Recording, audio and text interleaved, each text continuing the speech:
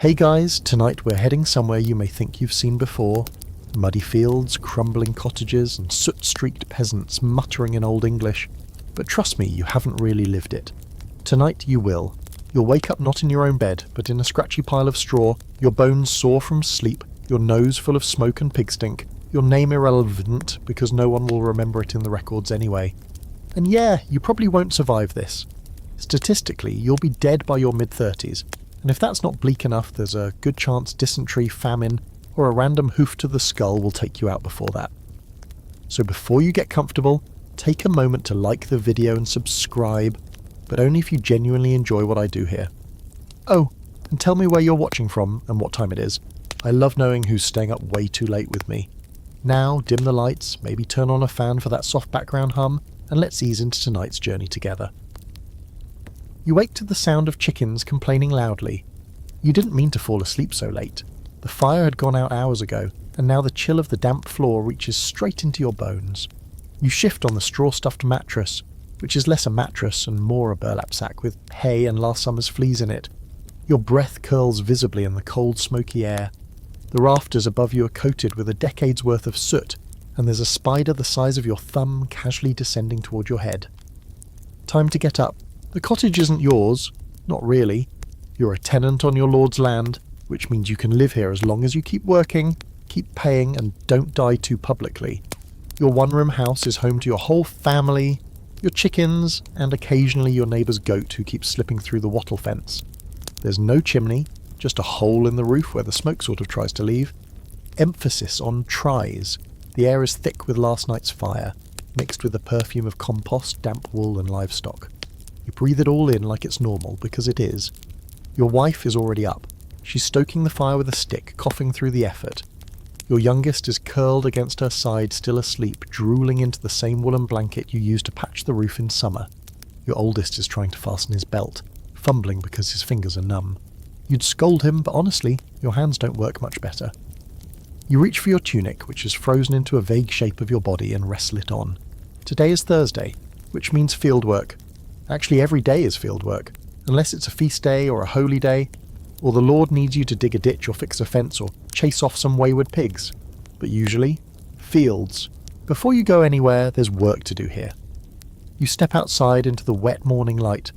Your feet hit cold mud, always mud, and you do that little dance to avoid stepping in something suspiciously warm. The air smells like wet thatch and pig droppings. Lovely. You check the cart because it's your turn to use it today. You wheel it toward the path that leads down the slope to your strip of land. You pass your neighbour, Alric, who's already arguing with his wife about whether their cow is bewitched again. They nod at you, you nod back. That's about as friendly as it gets this early. Tools? Let's talk about those. You don't own them. They belong to the village collectively, or sometimes the manor, and you're borrowing them because you're trustworthy enough not to pawn them for ale. The wooden plough creaks as you haul it forward. It's seen better centuries. Now here's a historical fact to savour like warm broth. Peasants in medieval England didn't farm however they wanted. You work in long thin strips, part of a huge open field system, managed by custom and generations of slow, painful compromise. You've got your own little bits scattered all over the place, surrounded by other people's strips, which means mistakes, like trampling someone else's barley, lead to drama, and not the fun kind. You finally reach your plot. The sun is just breaking through the mist, golden and weirdly optimistic. Birds are already loud and mocking. You stick the plough into the damp earth, grunt, and start dragging. And this is where the day really begins, because this is your life. Every inch of soil you turn could feed your family, or could rot in the next rainstorm. You work with one eye on the sky and the other on your oxen's moods. There are temperamental creatures with zero respect for your authority. You're sweating by the time you finish the first furrow, and your back already feels like a snapped bowstring. A quirky fact for you, there's an old belief in your village that if you sing to the soil, it grows better. Not because of science, obviously, because of elves. You don't necessarily believe it, but you've caught yourself humming now and then, especially when things get quiet enough that your thoughts wander toward the terrifying reality that you have no savings, no safety net, and absolutely no plan if the harvest fails. Also, your knees hurt, and now for a historical debate to keep your brain warm. Some scholars argue that peasants in this era had more leisure time than modern workers. It sounds absurd as you dig your 5th straight trench, but there's some logic to it. On certain feast days, everything shuts down. No work, just festivals and pageants. But of course, these days off often came with obligations. More religious duties, tithes, or extra chores to make up for lost time. Whether or not it felt like leisure is another story. But you're not thinking about that right now. You're just trying to avoid hitting another hidden rock with your plow. You glance up at the clouds, trying to guess the weather like your father did, reading sky signs and bird behaviour instead of forecasts. If rain comes too soon, your field becomes a mud pit. Too late, and the crops die thirsty. You pause, stretch your back and wipe your forehead with a sleeve that smells like smoked bacon and wet wool. The sun is higher now. Time's passing. You've got 100 more yards to plough before midday. No one's clapping, no one's watching. You just keep moving forward, step, drag, push, turn. You wonder if this will be the year something changes, but you already know the answer.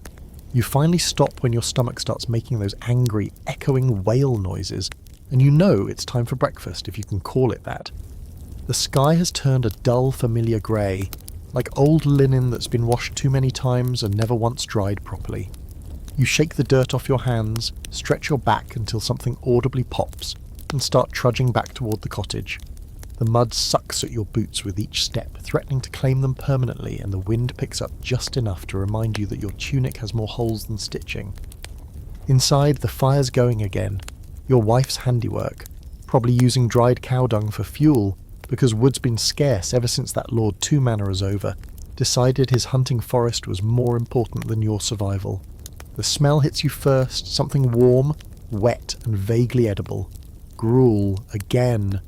You sit on the low bench beside the hearth, its surface shiny with generations of oil and smoke, and take the bowl your wife offers without speaking. Communication this early in the day is more about eyebrow raises and sighs than words. You dip the wooden spoon into the bowl and stir the thick greyish lump. It jiggles ominously. This particular batch of gruel is a mix of barley, a few stray turnip scraps, and water from the creek that hopefully boiled long enough to kill whatever was squirming in it. You blow on it anyway, just to feel like you're doing something civilised. Across from you, your middle child is already eating with the kind of enthusiasm only hunger can fuel. His chin is crusted with yesterday's porridge. You want to say something about manners, but frankly, if he's getting food down his throat, that's good enough for you. Your wife joins you with her own bowl and gives you a look that says, "We're not out of the worst of it yet, but also at least we're not dead." You take a bite. It's warm at least. The turn. That counts for something. Your breakfast beverage is a small cup of what you generously call ale. It's not strong, not like what the nobles drink, but it's safer than the water and cheaper than milk. Everyone drinks it, even the kids, even the priest. You sip it and let it warm your stomach, imagining for a moment that you're in a tavern in town surrounded by singing firelight and food you didn't have to grow yourself. Here's a historical fact to make you feel slightly less miserable. Ale was a dietary staple in medieval England. Not a luxury, a necessity. It was brewed low in alcohol and high in calories, which made it perfect for poor folks like you trying to keep bodies and souls together on not much more than boiled grain. Brewing was mostly done by women, sometimes called alewives, and it was one of the few income-generating tasks a peasant woman could do without stepping too far out of her assigned societal lane. Your wife dabbles in it occasionally, and you're never quite sure if her batches will nourish you or make you hallucinate. Speaking of that, quirky fact incoming. There's a running rumour in your village that if you add too much ergot-infected rye to the ale, it'll give you witch dreams. People say old Radolf once saw demons climbing out of his thatch after drinking one of Maud's stronger brews. You've never seen any demons, but you have woken up outside the sheep pen once with no idea how you got there. Back to breakfast. The fire crackles as you finish your meal. Your wife passes you a crust of coarse brown bread that was baked yesterday, maybe the day before. You dip it into the bottom of the bowl to soften it. No butter, obviously. That's for nobility, or priests on feast days if they're lucky. No jam either, unless you count the fermented plum disaster someone brought to the last village gathering. But bread is bread. You chew slowly, letting the rough texture grind between your molars. Across from you, your oldest asks if he can go check the traps in the woods later. Maybe catch a rabbit. You nod, but remind him to stay away from the stream bank, the one the reeve says is cursed. He nods solemnly, not because he believes in curses, but because he does believe in the reeve's cudgel. Now, here's something worth debating. Some historians argue that this kind of breakfast, grain mush, a hunk of bread, maybe a boiled root or two, was healthier than modern diets in terms of pure simplicity. No processed sugar, no preservatives, no deep-fried anything. Just whole grains and starvation. It makes for strong bones, they say, assuming you survive long enough to grow them. You pass your bowl to your wife, who scrapes the last of it into the pig's bucket. You stretch again, trying to work the stiffness out of your shoulders. The cottage isn't much warmer than outside, and the roof is starting to weep down one corner again. You make a mental note to climb up there and patch it with more reeds. When exactly, you have no idea. Your kids start their morning chores without being told. The little one collects eggs, half of which will be cracked or covered in something foul, while the older two head out to help with the animals. There's a thin pleasure in watching them do it without complaint. Not because they're especially noble or selfless, but because they know what happens if the animals aren't fed. No eggs, no milk, no meat, no second chances. You step outside again, full belly and all, and take a deep breath of, manure-laced air with a hint of mould, a peasant's perfume. The sun is fully up now, weak and watery through the clouds. You can hear the sound of iron-shod wheels on the muddy road. Probably a cart from the manor heading towards town. Somewhere behind you, the church bell chimes once, just once. It's not a service, just a mark of time. And you're already running behind. Time to return to the fields. Breakfast is over. Your stomach's full. But the real work hasn't even begun yet. Back to the fields. The sky hasn't changed much. Still the same sullen stretch of pale grey. Still the same damp in the air that seeps into your bones and won't leave until midsummer. You trudge down the path with the plough again. Shoulders already sore, feet already soaked. Your oxen lumber ahead of you. Slow as repentance, eyes half-lidded like they'd rather be anywhere else. You sympathise. This strip of land you're farming today, it's not really yours, just a few furlongs assigned to your family under the open field system. Scattered in narrow ribbons with someone else's barley here, someone else's oats there, and a crooked line of withered weeds in between. You couldn't afford a tidy rectangle of farmland even if you somehow won the medieval equivalent of the lottery, which is to say, marrying a widow with property and no surviving sons. Unlikely. You reach your section and eye the soil. It rained just enough last night to turn everything into soft paste, but not enough to cancel the day's work. The plough hesitates as you press it into the earth. You grit your teeth and push. The oxen grunt, lean into their harnesses, and the blade sinks in, dragging a reluctant line through the mud. You're off. Step, haul, breathe, curse, repeat. If you have ever romanticised farming, sunrise over the fields, dewdrops glittering on golden wheat, this is your reality check. Most days it's nothing like a painting and everything like a punishment. The soil is clumpy, full of rocks and roots and mystery bones that you just pretend not to see. Your hands are raw, the calluses have calluses, and the plough's blade keeps catching on something invisible. Around you, the sounds of the village echo faintly. Someone shouting about runaway pigs, a dog barking endlessly, the distant thud of something heavy falling over. But mostly it's you and the plough, and the relentless squish of your boots in the muck. Occasionally a bird lands nearby, stares at you like it's judging your form, and flies off unimpressed. Here's a little historical flavour for you. During planting season, your day could start before the sun and stretch well past twilight.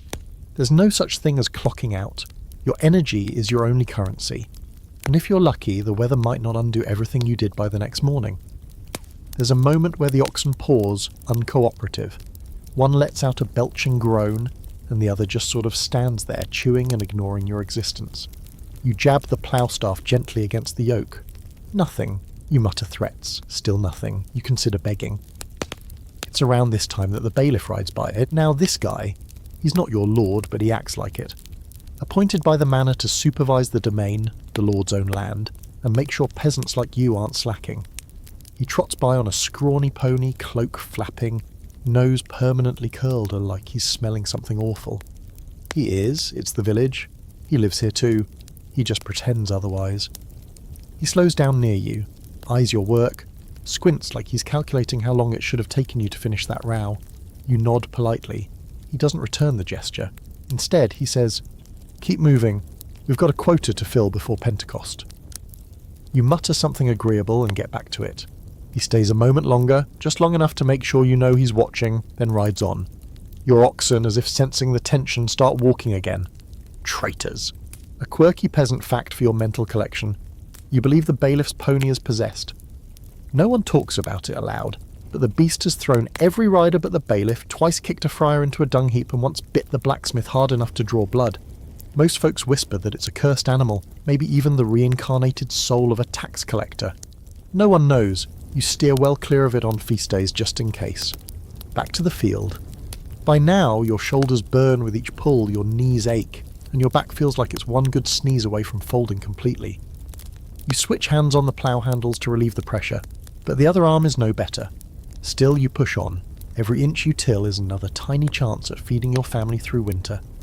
Midway through the furrow, you pause and look up at the trees beyond the fields, thin, scraggly outlines against the horizon. There's a moment of quiet, wind whispering through the barley, birds trilling overhead. For just a breath, it's almost peaceful. You take it in because you know how fast that illusion disappears. There's an open, scholarly debate you've thought about, even if you wouldn't put it that way. Some say peasants were deeply miserable, broken by endless toil, desperate for scraps. Others argue they found meaning in the rhythm of seasons, in the simplicity of living close to the land. You're not sure which side you're on. You hate the work, but you also know it. You know what to plant and when. You know which weeds to pull and which ones heal wounds. There's a quiet dignity in that, even if your back disagrees. Eventually, you reach the end of the row and lean on the plough, panting. The oxen look at you like they want a break too. You let them graze while you catch your breath, hands on your hips, sweat cooling into a clammy second skin beneath your tunic. A breeze picks up. It brings the scent of fresh-cut hay from someone's field, but also something sharper, like the stew old Nan's making again, the one that makes your eyes water from halfway down the lane. You cough, shake your head, and sip from your water skin, praying no one upstream used the creek as a toilet this morning. You're about to return to work when a distant bell tolls once, twice, 3 times. Midday. Not a feast bell, not a summons, just a reminder. Time moves forward, even if your feet don't. You sigh, crack your neck, and whistle for the oxen. They blink at you, unimpressed, but eventually shuffle back into position. The second half of the field awaits. You grip the plough handles again. Step, haul, breathe, curse, repeat. The sun is finally visible now, thin and pale as a sickly onion, but still enough to make you squint. You've been working long enough for your lower back to go from stiff to numb and for your stomach to start thinking, hey, wasn't that gruel hours ago? You wipe your face with your sleeve, which at this point is more sweat and dirt than fabric, and lean on the plough for a moment, catching your breath.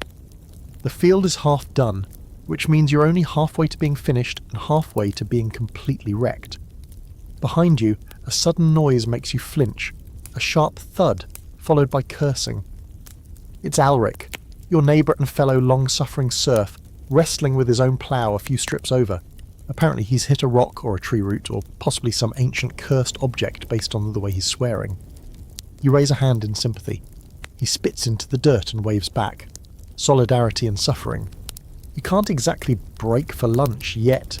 It's not like there's a punch clock and a whistle, but the oxen have started dragging their hooves in protest, and you're not about to argue with animals twice your weight. You pull them over to a shade patch near a low stone wall and let them rest while you sit down on a conveniently dryish rock. You reach into your satchel and pull out your midday ration. Another hunk of bread, a chunk of hard cheese with a questionable edge, and a shriveled apple that looks like it's been through a small war. Not glamorous, but it's edible, mostly. You chew slowly, listening to the sounds of the village in the distance. Kids yelling, a dog barking, the faint clang of metal from the blacksmith's forge. And of course voices. So many voices. Village gossip flows through the air like smoke, impossible to avoid and frequently wrong. Today's hot topic. Ethelred's daughter may or may not be pregnant, and no one knows who the father is. Or maybe they do and just won't say. Or maybe the father's a travelling monk with a suspiciously nice cloak. Depends who you ask. You chew your bread and pretend not to care. But the truth is, these little dramas are the only entertainment you get. There's no theatre, no books, no tavern brawls unless someone's very drunk and very bored. So when someone gets caught sneaking out of someone else's cottage after dark, or when 2 families feud over a sheep with questionable ownership, it becomes a full-on saga, shared, dissected, and embellished by every person in the village. Speaking of which, Alric wanders over, his face pink from exertion and his hands covered in dirt. He plops down on the ground beside you with a groan and a muttered curse about cursed soil and cursed days. You offer him a bite of your cheese. He politely declines and pulls out his own crusty snack. "So," he says between bites, "you hear about the Reeves pig?" You raise an eyebrow. "No. What about it?" "Dead," he says, shaking his head. "Swollen up like a wineskin. They say it screamed all night before it went." You pause mid-chew. "Sickness?" Alric grins. "They say witchcraft." "Ah, of course, the village has a complicated relationship with science. Mostly because no one knows what it is. When something bad happens and the cause isn't immediately obvious, the answer tends to be curses, witches, or maybe the wrath of a particularly cranky saint. The Reeves pig dying overnight? That's practically proof someone's been meddling with dark forces. Never mind the pig's diet consisted entirely of spoiled mash and shoe scraps. You finish your apple, core and all, and toss the stem into the grass. They blame old Nan yet? Alric nods. Always do. Poor old Bat survived 3 plagues and 2 husbands, and that makes people nervous. You can't argue with that. Old Nan lives in a mossy hut near the edge of the forest, knows too much about herbs, and has a crow that follows her around like a dog. By village logic, that's basically a signed confession. The conversation shifts to more mundane things: who's behind on their tithe, whose chickens keep vanishing, what the weather might do next week. You talk because it fills the silence, because no one wants to go back to the plough just yet, and because even tired company is better than none. Out here in the fields, your world shrinks to whatever can be seen from one furrow to the next. Gossip is your window out. A historical fact floats through your mind, one you heard from that literate friar who passed through last winter. In the late 14th century, villagers started petitioning for the right to self-govern, to have their own courts, their own councils. It didn't go over well with the lords. But the desire to control your own fate, that's been simmering for centuries. You don't know how to read, but you know injustice when you feel it in your back and your belly. Every time the bailiff docks someone's grain for late work, or the priest demands another tithe while wearing silk from France, it chips away at your patience. And then there's a quirky detail from your own village law, the mud curse. They say that once every 7 years, the soil turns against the plough. Blades break, oxen go lame, and nothing grows but thistles and spite. Some say it happened last in the year of the double frost, when snow fell in June and everyone's teeth fell out from scurvy. You're not sure if the curse is real, but your plough has been acting weird. You stand up slowly, knees crackling, and stretch until your spine protests. Alric does the same, muttering about the injustice of being born poor. You both glance at your oxen, who are now laying in the grass, clearly hoping you'll forget about work. "Back at it," you say, though it's more resignation than question. "Better before the clouds change their mind," Alric replies. You return to your strip, grab the plough handles again, and coax the oxen forward. The work resumes, and the rhythm returns. Step, haul, curse, repeat. The field is waiting, the gossip fades.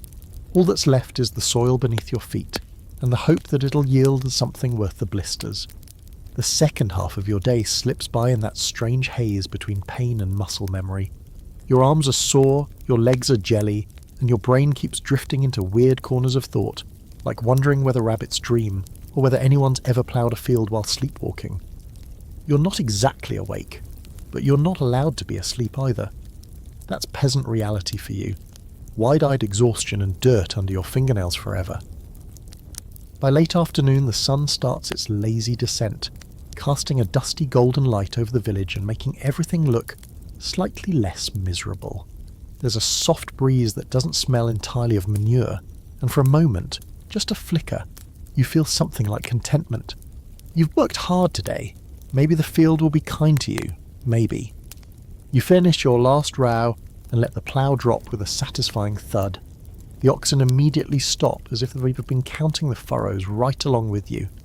You mutter a thanks to them, not because they understand, but because they deserve it more than most people you know.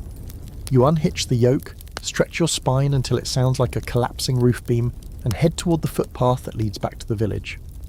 The air is thick with the scent of earth and crushed grass, with a faint undertone of something burning, hopefully not your cottage. As you walk, you start to hear more voices, People are trickling back from their own plots of land, tools slung over shoulders, sleeves rolled up, faces flushed from sun and labour. There's a camaraderie in the weariness. A subtle nod here, a quiet grunt there. It's all you need. No one has the energy for conversation, but the presence of others is comforting in its own tired way. You pass Elswith, a widow with 4 sons and the sharpest tongue in the village.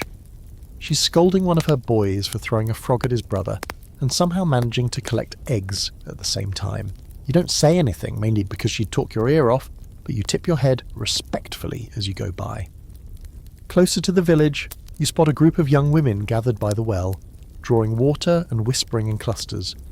You hear laughter, sharp, sudden, and the kind of tone that suggests someone's about to be publicly shamed in a very theatrical way. You catch a few words, something about Marion and Father Godric's stable. You make a mental note to steer clear of that drama at the next feast day. You finally reach the edge of the village and slow down. It's not a proper town, just a sprawl of cottages, a chapel, a bakehouse, blacksmith's lean-to, and the manor looming in the background like a smug cat watching its mice. Smoke drifts lazily from a dozen thatched roofs. Chickens scatter at your approach, clucking indignantly. A dog, someone's mutt with 1 eye and 3 working legs, limps past you like he owns the place. You pass by the alehouse, which isn't much more than a cottage with extra benches. You consider stopping in for a mug of whatever's fermenting this week, but you know your wife's expecting you, and so is the firewood you still need to chop. Still, you peer in for a second, just long enough to see 2 men arm wrestling, 1 monk dozing in a corner, and a couple of familiar faces already halfway to drunk. Back home, the air inside your cottage is smoky and warm, thick with the scent of onion, garlic, and some kind of root stew bubbling over the fire. Your wife looks up from the hearth, gives you a once-over to confirm you haven't died, then turns back to stirring. Your youngest crawls over and clings to your leg like a barnacle. You ruffle their hair with a hand that still smells like ox. You sit, and for a minute you just exist. Muscles slowly begin to stiffen now that they've been given permission to stop. Your wife hands you a wooden bowl and you accept it with the reverence usually reserved for holy relics. Tonight's stew is thin, but hot. There's barley, something vaguely turnip adjacent, and a few mysterious green flecks you hope are herbs. You eat slowly, soaking up the warmth in your belly, and trying not to think about how much more work tomorrow will bring. After the meal, the gossip starts up again, this time around your own hearth. Your eldest tells you that Ethelred got caught sneaking into the Reeves garden and had to run home without his pants. Your middle child swears they saw a bat fly out of Old Nan's chimney, and that it said her name in Latin. You pretend to be sceptical, but deep down you know better than to dismiss any story involving Latin-speaking bats. Here's your historical fact of the day. Peasants weren't just farmers. You might also be a carpenter, a basket weaver, or the go-to thatcher in your area. Everyone has a secondary skill, and it's not about passion or career growth. It's about survival. If your crops fail, your woodworking might feed you through the winter. You're decent with leather, and last year you managed to trade a new pair of boots for 2 whole sacks of onions. That's practically a miracle. And speaking of miracles, here's a fringe belief still floating around in your village. If you whistle the Ave Maria backward during a thunderstorm, it'll keep your roof from catching you. Old Ulf claims it worked for him once, though he's also the one who thought eating nettles raw would improve his hearing. Still, you keep the trick in the back of your mind, just in case. As the sky darkens, the last bell from the church tower rings, soft and low, reminding everyone it's time to wind down. Your wife hums a hymn as she gathers the bowls. The fire burns low. Outside, the wind picks up and rustles through the thatch.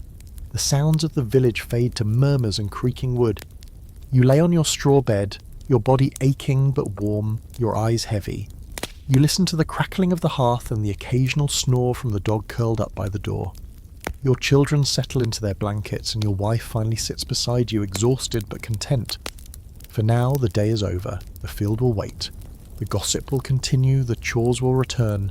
But in this quiet moment, wrapped in the smell of smoke and stew, you almost believe this life could be enough.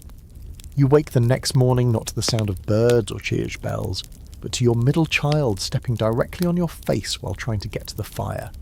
The cottage is still dark, save for the faint blue light creeping through the thatch above. Smoke from yesterday's hearth clings to everything. Your clothes, your hair, the inside of your nose. Your wife's already up again, kneeling over the embers and coaxing them back to life with the patience of a saint. You groan, half in greeting and half in protest. Another day begins. There's no point resisting it. Even when the cold has made your fingers into stiff, twitchy sticks. Even when your knees feel like they've been filled with rocks. Because as soon as that church bell rings out across the village, time becomes sacred. It's not your own anymore. It belongs to the manor, to the priest, to the rhythm of bells echoing down from the abbey tower. You sit up, scratch the back of your neck and squint toward the ceiling. A spider has built a web across the rafters, probably sometime during the night. It sways gently in the draught. You wonder if it's the same spider from yesterday. Probably is. You nod to it like an old acquaintance. Soon enough the bell rings, clear, low, and commanding. 3 long peals. Everyone in the village knows what each bell means. This one, matins, morning prayer. You're not expected to attend every single one. Your work is considered its own kind of devotion, but the bell still tells you where you are in the day. It marks the beginning of movement. Somewhere outside, a rooster crows in outrage at the sky, and another peasant yells at it to shut up. You pull on your tunic, still damp from yesterday's sweat.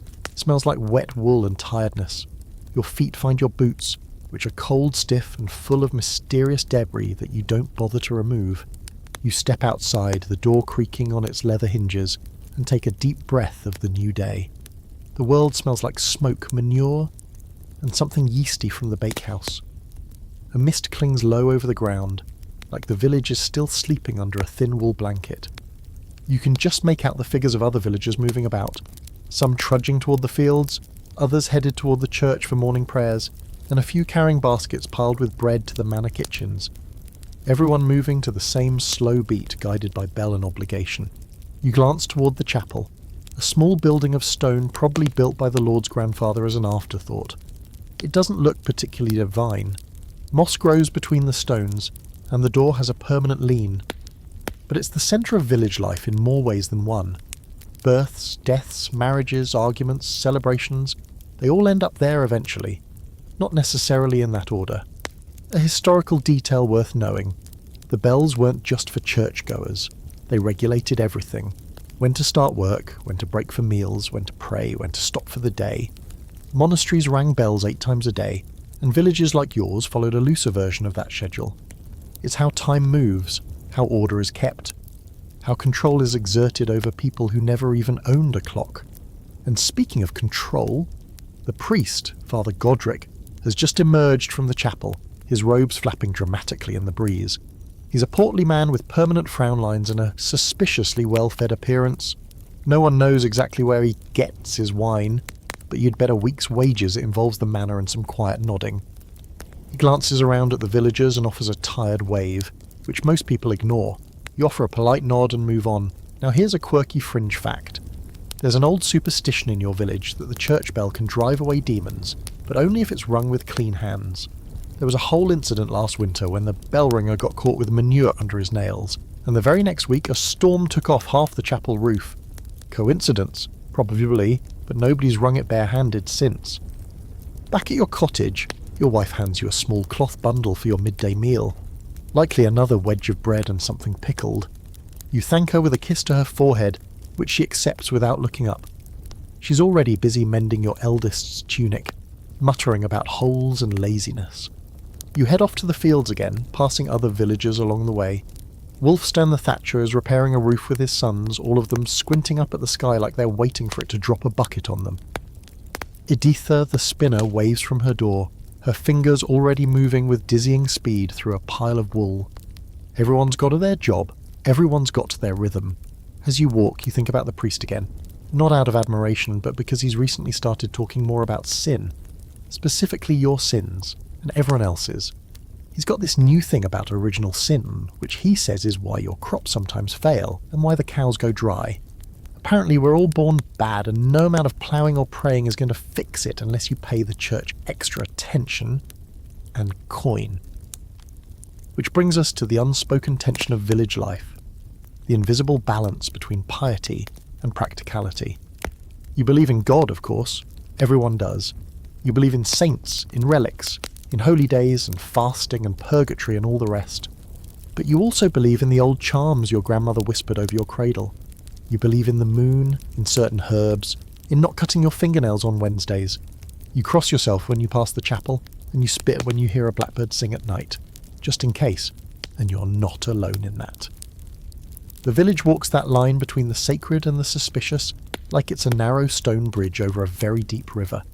Everyone goes to mass, everyone lights candles for the dead, and yet everyone also knows not to walk past the old standing stone on Midsummer's Eve.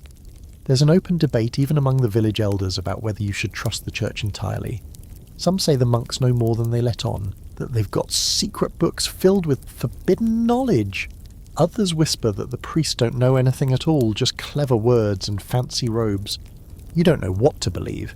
You just know you have to keep moving, keep working, keep praying when you're told. And when the bells ring, you listen. By mid-morning you're back in the fields, pressing the plough into the damp earth, guiding the oxen with grunts and the occasional kick of your heel. The bell rings again, tierce now, the third hour, and it sounds like someone's hitting a frying pan with a wooden spoon. Not exactly divine music, but it keeps the day moving. And so do you, bell to bell, day to day, season to season. Because time isn't yours, it belongs to the land, to the church, to the Lord. And you, mud-caked, calloused and sore, belong to all of them. It's one of those afternoons where the air gets heavier by the minute, like the sky's building up to something it hasn't quite decided on. Maybe rain, maybe thunder, maybe just a foul mood. You trudge back from the fields with your head low, the cart creaking behind you, your oxen plodding along like they've got existential dread. Which, to be fair, they might. You pass the reeves standing with their arms crossed near the grain barn, watching everyone return from work with the same expression he always wears. Disapproval tinged with hunger. He gives you a curt nod. You nod back. That's about as much warmth as you'll get from a man who once fined a boy 2 eggs for sneezing during prayers. The reeve, you remind yourself, isn't quite a lord and definitely not a priest, but he's got enough power to make your life very annoying. He's a peasant like you, technically, but unlike you, he reports directly to the manor. He oversees labour schedules, fines people for shirking duties, manages tools, and, most annoyingly, collects dues. And there are so many dues. You pull the oxen into their pen, unyoke them, and give them a half-hearted pat. One of them snorts at you with a trail of snot that barely misses your leg. You take it as a thank you. Then you walk back to your cottage, rolling your shoulders and trying not to think about how much of today's work doesn't belong to you. Because here's the truth you've known since you could walk. You live under a pile of obligations so tall it blots out the sun. First, you pay rent to your lord for using his land, even though your family's farmed it for generations. Then there's tithes. 10% of everything you produce goes to the church, not 10% of your profit, mind you.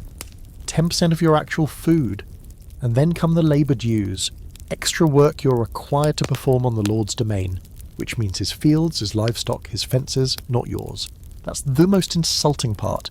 Doing your own job is one thing. Doing his work for free on your only day off, that's medieval comedy. You remember last autumn when half the village was pulled off harvest work to fix a bridge on the manor's hunting road, while your own crops rotted on the stalk. When you brought it up, the bailiff told you to be grateful for the honour. You nearly told him what he could do with that honour, but you also enjoy having teeth, so you said nothing. Back inside the cottage, your wife is sorting what's left of last week's harvest. The good turnips go in one basket, the soft ones get diced and hidden in stew.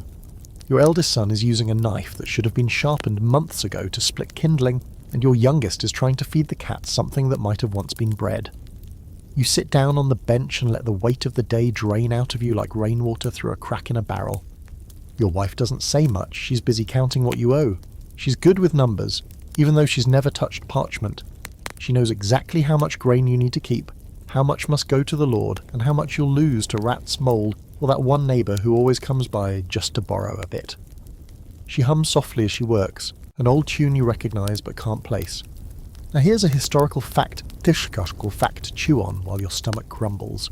Peasant taxes weren't just financial, they were physical. The concept of scutage, paying to avoid military service, was usually reserved for those slightly above your station, but tallage, a land tax exacted whenever your lord needed money, was very much your problem.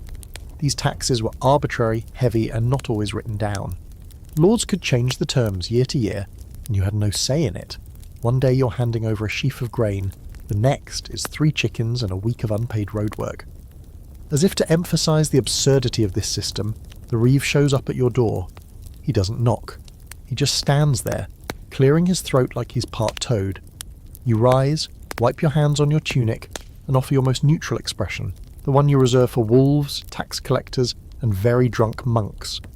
"Evening," he says, eyes scanning your cottage like he's trying to find proof you're hiding a secret pile of gold. "Evening," you reply. He reminds you, without directly saying it, that your boon work is due. That's extra labour, required during the busiest farming seasons. Like now. You're expected to show up at the manor fields tomorrow, not to work your own crops, but the Lord's, from sunup until the bells ring at dusk. Bring your tools, your oxen, and possibly your firstborn if you've got nothing better. You nod. He nods. He leaves. And just like that, a day you'd planned to use for catching up on weeding and fence mending is gone. You sit back down, hands trembling slightly from exhaustion or rage. It's hard to tell. Your wife puts a bowl in front of you. It's stew again. There's a lot of stew in your life. Here's a quirky fact to stew over. Some peasants believed that burying a coin under your threshold would protect your home from greedy officials. You tried it once, with a bent penny and a prayer to St. Cuthbert. A week later, the reeve arrived and demanded you donate your extra chicken. The coin probably wasn't enough, or maybe St. Cuthbert doesn't take tips. After dinner, you take a walk. Not far, just to the edge of the fields where the air is still and the trees cast long shadows. You stand there watching the wind rustle through the barley, wondering if your great-grandfather stood in this exact spot thinking the exact same thing. Is this all there is? There's an open, scholarly debate about whether peasants ever thought about rebellion before things like the Peasants' Revolt of 1381. Some say you were too ground down, too conditioned to obey, too terrified of divine punishment. Others argue the fire was always there, just waiting for the right spark. You don't think of yourself as a revolutionary, but you do think about fairness. A lot. And how far people will bend before they break. You walk home under a sky smeared with the first stars, thinking about nothing and everything. The breeze is cool, and the village is mostly quiet. The reeves' lantern flickers faintly on the path ahead, swaying like a ghost's eye. You duck back inside your cottage, bolt the door, and collapse into straw and rough blankets. Tomorrow is another day of labour you won't be paid for, another day that doesn't belong to you. But tonight, for just a little while, your time is your own. Morning again, and it feels like you just closed your eyes. The fire's burned out, your mouth tastes like old cheese and bad dreams, and something in your neck has decided to protest life itself. You roll out of your straw pile and stretch, hearing more cracks than a cartwheel on cobblestone. But today isn't a regular day. It's a feast day, which sounds like it should mean food, rest, and joy. It doesn't. See, when someone says feast day, your mind briefly conjures tables piled with roasted meats, jugs of ale, dancing, music, maybe even some time to lie in a patch of sun and remember what smiling feels like. And yes, there are some days like that. But most feast days, especially the kind the church mandates, are more about not working than about actual feasting. Except, of course, you're a peasant. And being told not to work just means you get to do different work. Less ploughing, more performing. Today is the feast of St. Walburga, or Wally Day, as your children call it behind the priest's back. You're expected to attend Mass, bow at the right time, murmur the right words, and act like you understand anything Father Godric is saying when he switches into Latin halfway through a sentence. Then you'll help clean up the churchyard, prepare the communal meal, bring your best and only cloak for procession, and maybe, if you're lucky, get to eat a sausage before your neighbour sneezes on it. But first, there's your feast offering to deal with. Yes, offerings. On feast days, you're expected to bring something to the table, literally. Bread, ale, butter, eggs, anything mildly edible. Even if you've barely scraped by that week, you're still required to hand something over in the name of community and holiness. Your wife has already wrapped a small bundle of soft cheese in a linen cloth, scolding the children to stay away from it like it's treasure, which, to be fair, it is.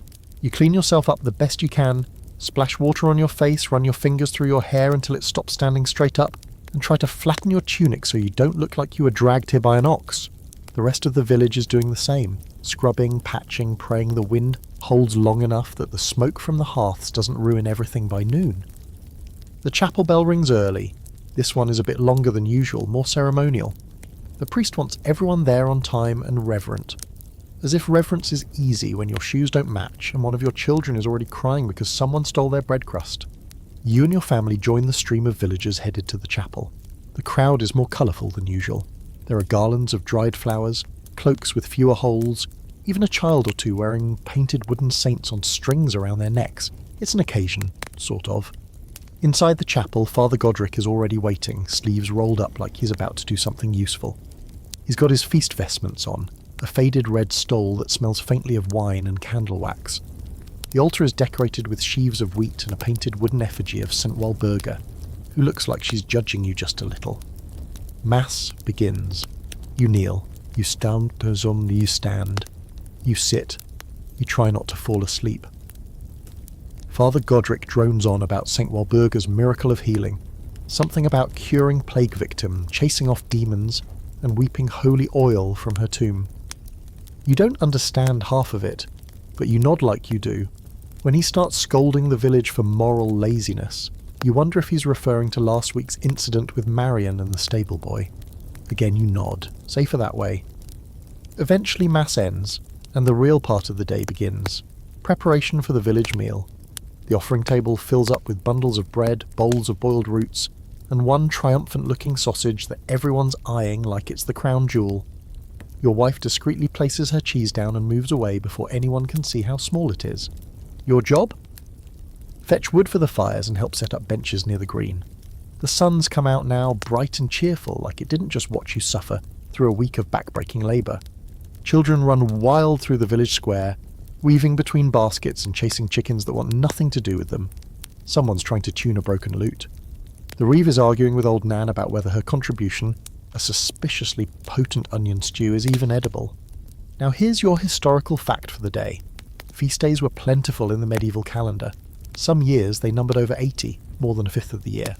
On paper that sounds like a lot of days off, but most of them were dedicated to saints, religious rituals, or obligatory celebrations that required just as much effort, if not more, than a normal workday.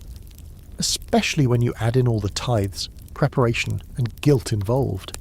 As the fire is lit and the communal pots start bubbling, people begin to relax, just a little. There's laughter, clapping, even singing. A small group gathers to perform a reenactment of St. Walburga's miracle, complete with someone in a cloak pretending to be possessed.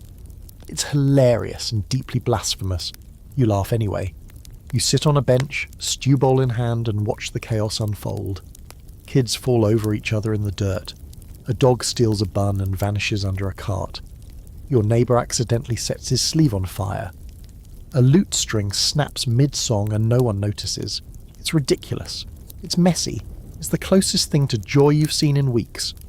There's a quirky village tradition too. During St. Walburga's feast, unmarried villagers are supposed to wear wildflowers in their hair. The flowers supposedly bring dreams of true love, or at least someone whose family owns more than one cow. Your eldest has a bunch tucked behind their ear and is trying very hard to look disinterested, while standing near the reeves' niece. You try not to smirk. It's one of the few wholesome things happening today. As the sun dips low and shadows stretch across the green, the priest returns to offer a final prayer. This one's short. He's already halfway to drunk and full of someone else's rabbit stew. He waves his hand over the crowd and mumbles a blessing. You bow your head with everyone else, more out of habit than faith, and whisper a prayer of your own, not to the saints, but to the clouds, the crops, and the field that feeds you. Here's the debate, and it's an old one. Were feast days meant for rest or control? Did the church and the manor give you these days to keep you sane, or to keep you obedient? You don't know. You just know the food's gone, the fire's dying, and your back still hurts. You help clean up, walk your family home under a sky painted with stars, and watch your children collapse into sleep with faces sticky from honey and soot. You lie down beside your wife, full, sore, and oddly content. Tomorrow the plow waits again, but tonight at least there was stew and song. By the time you wake, the cottage is already stifling. The fire wasn't even lit last night, but the air feels heavy and sour, thick with the stale scent of too many people sleeping too close together for too many nights in a row. Summer is creeping in through the cracks in the thatch, and it doesn't care if you're ready for it. You sit up and wipe sweat from your brow, wondering for the 100th time how a place can be freezing half the year and a stew pot the other. Everyone else is still asleep, sprawled in their usual twisted pile of limbs and blankets. Your wife's arm is flung over your youngest like a protective rope. One of your older children is snoring against the wall, Wrapped in the only decent wool blanket left after the mice got into the others, you shift carefully so as not to wake them, stepping over a sleeping chicken near the door, who clearly thinks she pays rent here. The floor is dirt, always has been. You've swept it, packed it, even sprinkled straw across it now and then to keep the smell down. But it never stops being just that. Plain cold earth. The kind of floor that stains your feet, sucks the warmth from your bones, and occasionally produces a mushroom or two if the weather's been especially damp. Still, it's better than nothing. Some poor souls still sleep in lean-tos or under wagons. Outside, the world is waking too.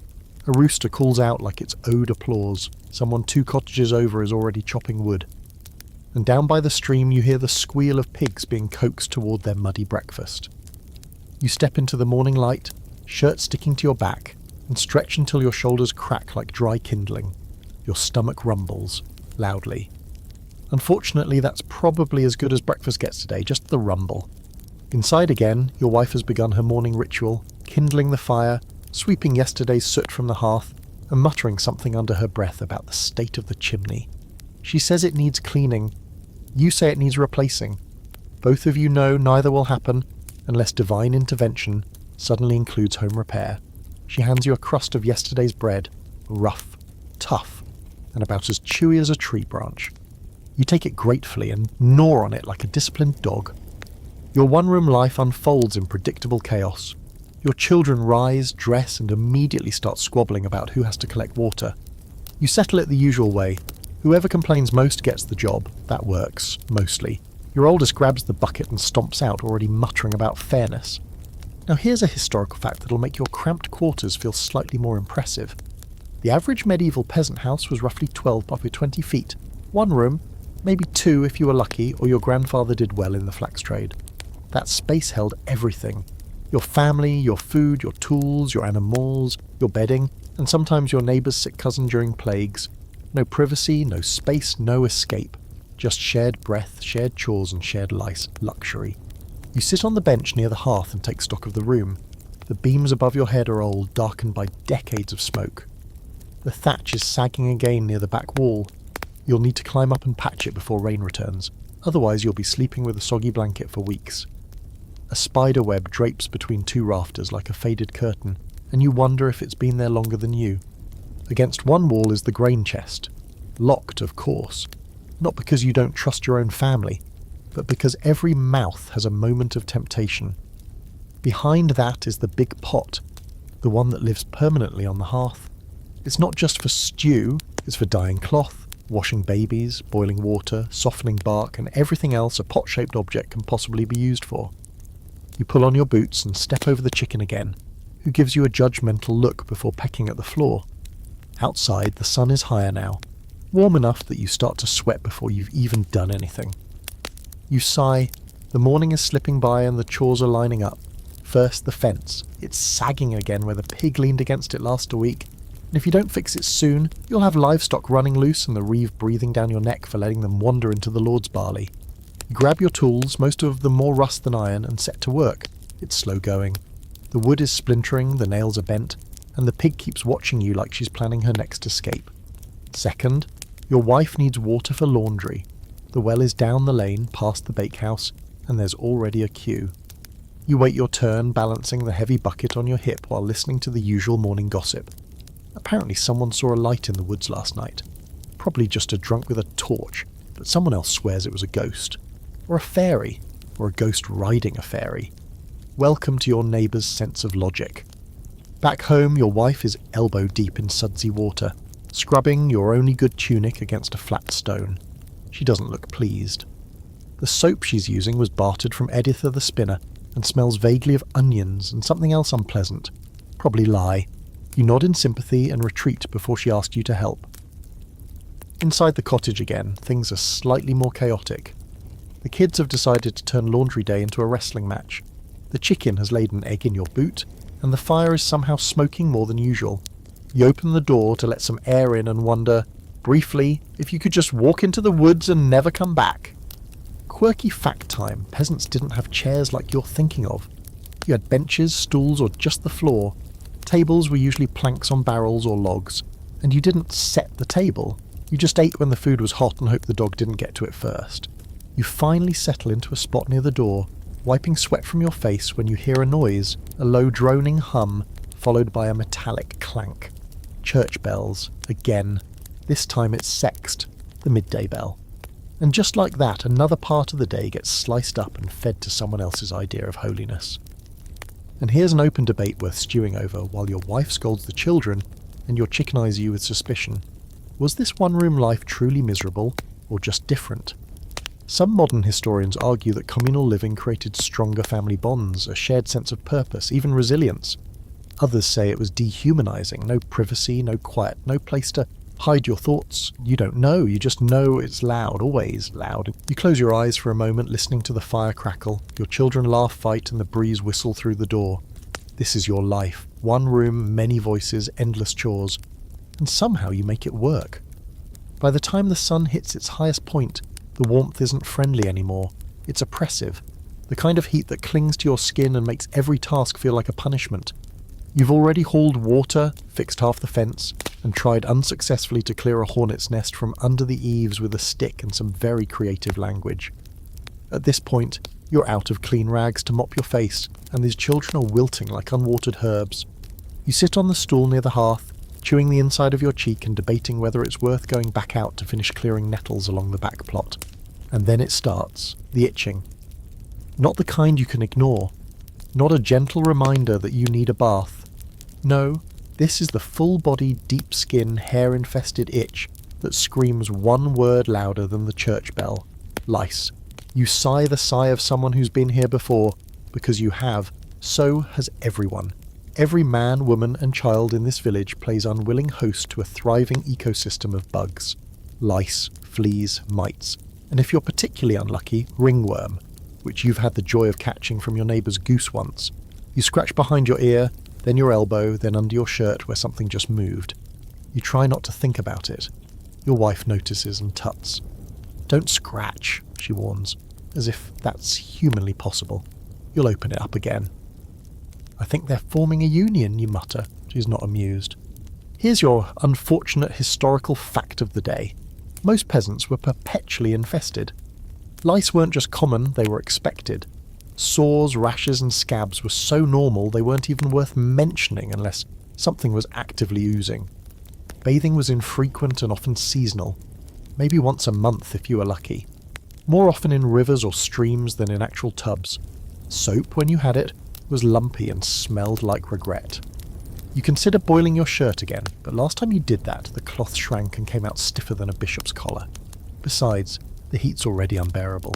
Instead, you step outside, blink against the sun, and head toward the shade near the pigsty where there's always a breeze, and also flies.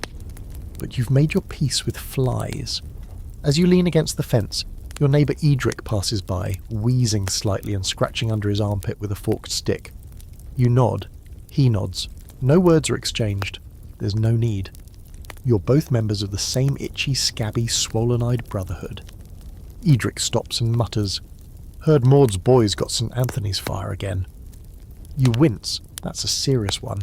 St. Anthony's fire, also known as ergotism, is what happens when rye gets contaminated by a fungus. The result? Burning skin, hallucinations, seizures, gangrene if you're truly blessed. The poor lad's already had it once. The fact that it's returned probably means someone's been storing old grain in a damp place again. You make a mental note to check your own stores. Quirky fact for the notebook.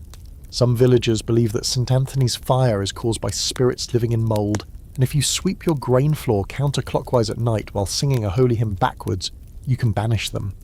Old Nan swears by this, but she also talks to her sheep like they're royalty. Back at your cottage, your wife is boiling water for laundry again, using what little soap she has left. She glances at you and then at the shirt clinging to your body like a sweaty flag. "Off with it," she says. "You'll only make it worse." You strip down to your undertunic, and she shakes her head at the red, blotchy patches on your arms and neck. She grabs a cloth soaked in vinegar and starts dabbing at your skin while muttering a prayer that sounds suspiciously like a threat. The vinegar stings. You try not to hiss, but she gives you that look that says she knows you're being dramatic. And here comes another problem. Your daughter is scratching too. She's small, quick, and has mastered the art of pretending she isn't. even when her whole head is twitching. Your wife catches her, pins her down, and begins the painstaking process of nitpicking. Literally. She parts the girl's hair with a comb that's seen better centuries and starts pulling out tiny white eggs with the focus of a surgeon and the vocabulary of a sailor. The child screams. The rest of the family watches silently, waiting their turn. There's an open, scholarly debate about how much these daily health nuisances affected quality of life. Some argue peasants grew used to it, that they simply accepted lice, sores, and skin infections as part of life, like weather or taxes. Others suggest that while it was normalised, it was still a source of endless discomfort, shame, and exhaustion. You lean toward the latter. You're used to the itching, but it wears on you. It interrupts sleep, ruins clothes, and makes already miserable days even more unbearable. You remember when that travelling friar came through the village last spring, wearing robes cleaner than any you've ever seen. He carried a satchel of herbs and a little book of remedies. You asked him what to do about the bugs. He told you to pray and wash. Then he took your only coin in exchange for dried rosemary and left before sunset. The rosemary worked about as well as spitting. Still, you try what you can. Your wife boils some nettles, adds a splash of vinegar, and tells you to soak your feet. It won't help the lice, but it might ease the burning rash creeping up your shins. The water stings, but it's a different kind of pain, clean pain. You lean back, close your eyes, and for a moment pretend this is a bathhouse in some far-off town where people walk around without itching their necks every 5 seconds. The illusion shatters when the baby throws a handful of grain into your face. You sputter, blink, and laugh in spite of yourself. Your wife rolls her eyes and pulls the child away before she starts feeding grain to the fire. Outside, the sun is sliding west. The heat's beginning to fade, replaced by a slow warmth that glows gold on the walls of your cottage. Dinner will be simple tonight. Barley stew, maybe with a bit of cabbage if it hasn't wilted into soup already. You'll eat on your stool, swatting flies with one hand and scratching with the other. Afterward, your wife will comb your scalp and apply that same nettle and vinegar concoction while you grit your teeth and try not to scream. This is the other kind of plague. The everyday, skin-deep misery. The invisible creatures that feast on your blood and laugh in your ears, and yet you endure. Because what's the alternative? You itch, you sleep, you wake, and tomorrow you do it all again. You're not exactly sure what woke you this morning, the smell of something burning, the sharp scream of a goose in distress, or the fact that the entire village seems to be shouting all at once. Whatever it is, you're on your feet before your brain catches up. You stumble toward the door, tripping over your youngest who's asleep in what looks like a pile of firewood, and push it open to chaos. The sun is barely up, but there's already a crowd forming outside the smithy. Someone's yelling about curses. Again. 2 dogs are fighting over what might be a dead squirrel, and the reeve is marching toward the commotion, with the kind of expression that says today's going to be deeply unpleasant for someone. Probably you. You wipe the sleep from your eyes and wander toward the noise, curiosity outweighing the sense of dread curling in your belly. The crowd parts slightly, revealing the cause of all the fuss. Old Nan. Of course it's Old Nan. She's standing in the middle of the lane, barefoot, wild-haired, waving a wooden spoon like it's a sword and screaming at Ethelred the carpenter. "He accused me, pig, of witchcraft," she howls. Ethelred, red-faced and visibly embarrassed, tries to talk over her. "I said your pig stared at me funny, just looked at me. That's not natural." There's a ripple of laughter through the crowd, but no one dares actually side with Old Nan. Because even if no one believes she's a real witch, no one's brave enough to test it either. She lives on the edge of the village, surrounded by jars of pickled things and dried herbs, and yes, the pig does have one lazy eye, but you're not about to say that out loud. The reeve arrives and immediately starts shouting. It's his go-to strategy for handling disputes. Yell louder than the problem. He waves his arms, demands silence, and then, because he has no real solution, declares a hearing at midday in the village green. Everyone is required to attend. You sigh because that means work is cancelled until the afternoon, and your half-scythed oat patch will have to wait. Again. Back at the cottage, your wife is stirring the morning porridge with a look that says she already knows what's happening, and doesn't approve. "Let me guess," she says, without turning round. "Someone's possessed, or hexed, or lost a goat and now wants to blame poor Nan."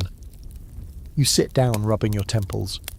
Ethelred says her pig gave him a dirty look. She snorts. If I banished everyone who looked at me wrong, this village would be empty by Lent. The children are thrilled. A public hearing means a break from chores, a chance to gossip, and possibly someone falling into the duck pond if things get heated. You chew your breakfast with a sense of creeping foreboding. Now, here's your historical fact to chew on along with your bland barley mush. Village justice was usually swift, loud, and wildly inconsistent. The manor court handled most disputes: land boundaries, broken fences, missing livestock, but day-to-day squabbles were often settled by the reeve, the priest, or popular opinion. And justice didn't necessarily mean fairness. It meant keeping order, making an example, and occasionally dunking someone in a barrel of cold water to see if they floated. You arrive at the green a little before noon. Most of the village is already there. Some have brought stools, others just squat in the grass.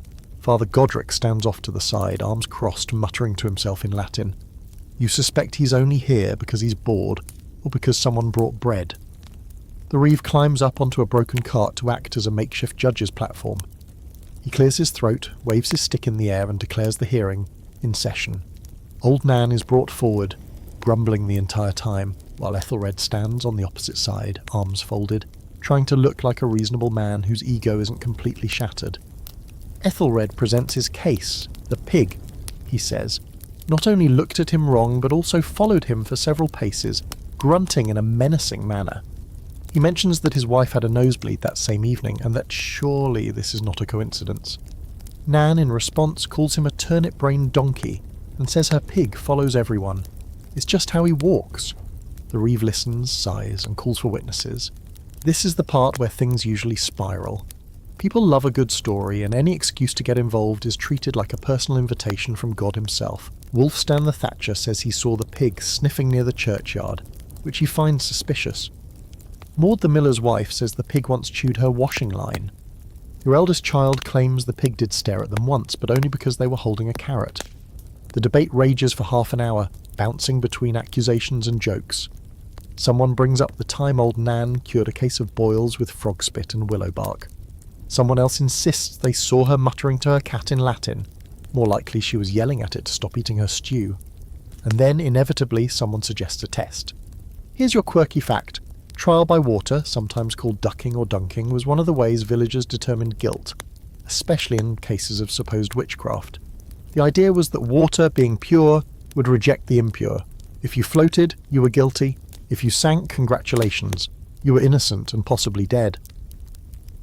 The reeve, of course, loves this idea. He declares that the pig shall be placed in the duck pond and observed. If it floats suspiciously, old Nan must answer for its behaviour. You're not sure if this is justice or a carnival, but you follow the crowd anyway. The pig, when brought forward, is surprisingly calm. He doesn't struggle as Ethelred and the blacksmith carry him toward the pond. He just snorts once, as if he knows this is beneath him. They lower him into the water. Oh yeah. He floats. The crowd gasps. Ethelred looks smug. Old Nan rolls her eyes and says, "Of course he floats, you cabbage. He's fat." There's silence. Then laughter. Then more silence, as everyone realises the reeve is still deciding whether to be mad or amused. Finally, he declares that no crime has been committed, but old Nan must keep her pig confined, just in case. Everyone disperses, muttering about what a waste of a morning it was. You walk back to your plot shaking your head. There goes half the day, lost to pig-based justice. There's an open, scholarly debate about whether medieval peasants truly believed in these trials, or just tolerated them as entertainment. Some say they were deeply superstitious, terrified of curses and omens. Others argue it was all theatre, part ritual, part pressure release, part crowd control. You think people are bored, overworked, and always looking for something to talk about that isn't turnips or taxes. Back at the field, you pick up your scythe, stretch your back, and start cutting. The sun is higher now. The pig's probably dry by now. Old Nan is undoubtedly back in her cottage, muttering to her cat and planning the next stew. And justice, such as it is, has once again been served. You wake up this time with someone poking your forehead, a small finger, insistent. You open one eye to see your daughter standing over you, face full of urgency and dried porridge. "Da," she whispers. "Reeve's niece is getting married." You blink. To who? To a sheep, I think. You groan and sit up. Try again. She squints, clearly working through her story.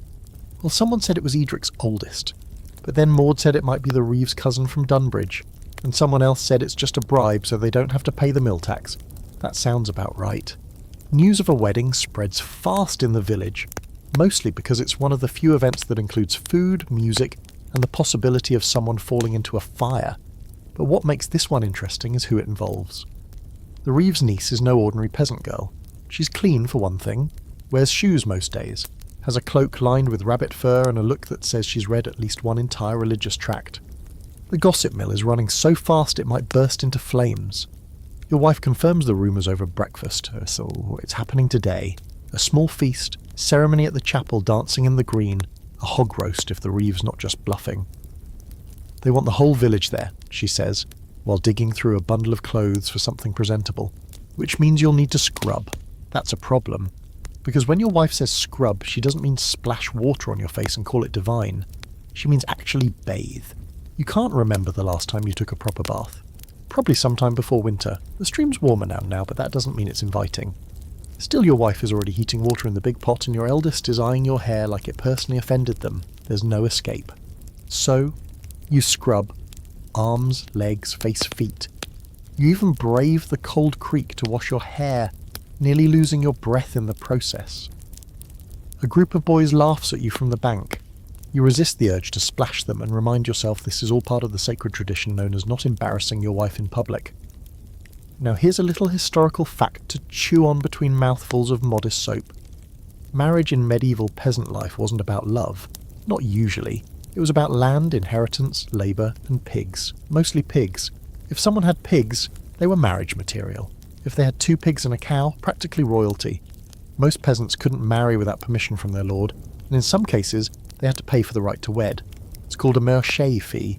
And yes, it sounds made up, but it's very real. Basically, you fork over coin or chickens for the honour of legally being allowed to share a bed with someone who's also covered in lice. As you dress, your wife hands you your good tunic. Try not to stain it this time, she says. You make no promises. The children are unusually excited. A wedding means roasted meat, honey cakes, and possibly cider if the Reeve is feeling generous or already drunk. You make your way toward the green with the rest of the village, passing a stream of familiar faces, all similarly cleaned and combed and slightly confused about how this came together so quickly. The chapel is decorated with flowers, actual ones, not weeds. Someone's carved a garland of ivy into the wooden arch. Father Godric is pacing in his red vestments again, looking like he'd rather be anywhere else but pretending it's holy work. The groom turns out to be, surprisingly, not Edric's son, but a stranger from 2 villages over. He's young, broad-shouldered, and looks like he hasn't quite figured out how to smile without looking like he's in pain. The bride appears, veiled and solemn, her hands folded neatly. Everyone goes quiet. The ceremony begins. Father Godric drones through the vows in Latin first, then mumbles a summary in English so the peasants know when to nod. He pronounces them wed, and everyone cheers like they had a clue what just happened.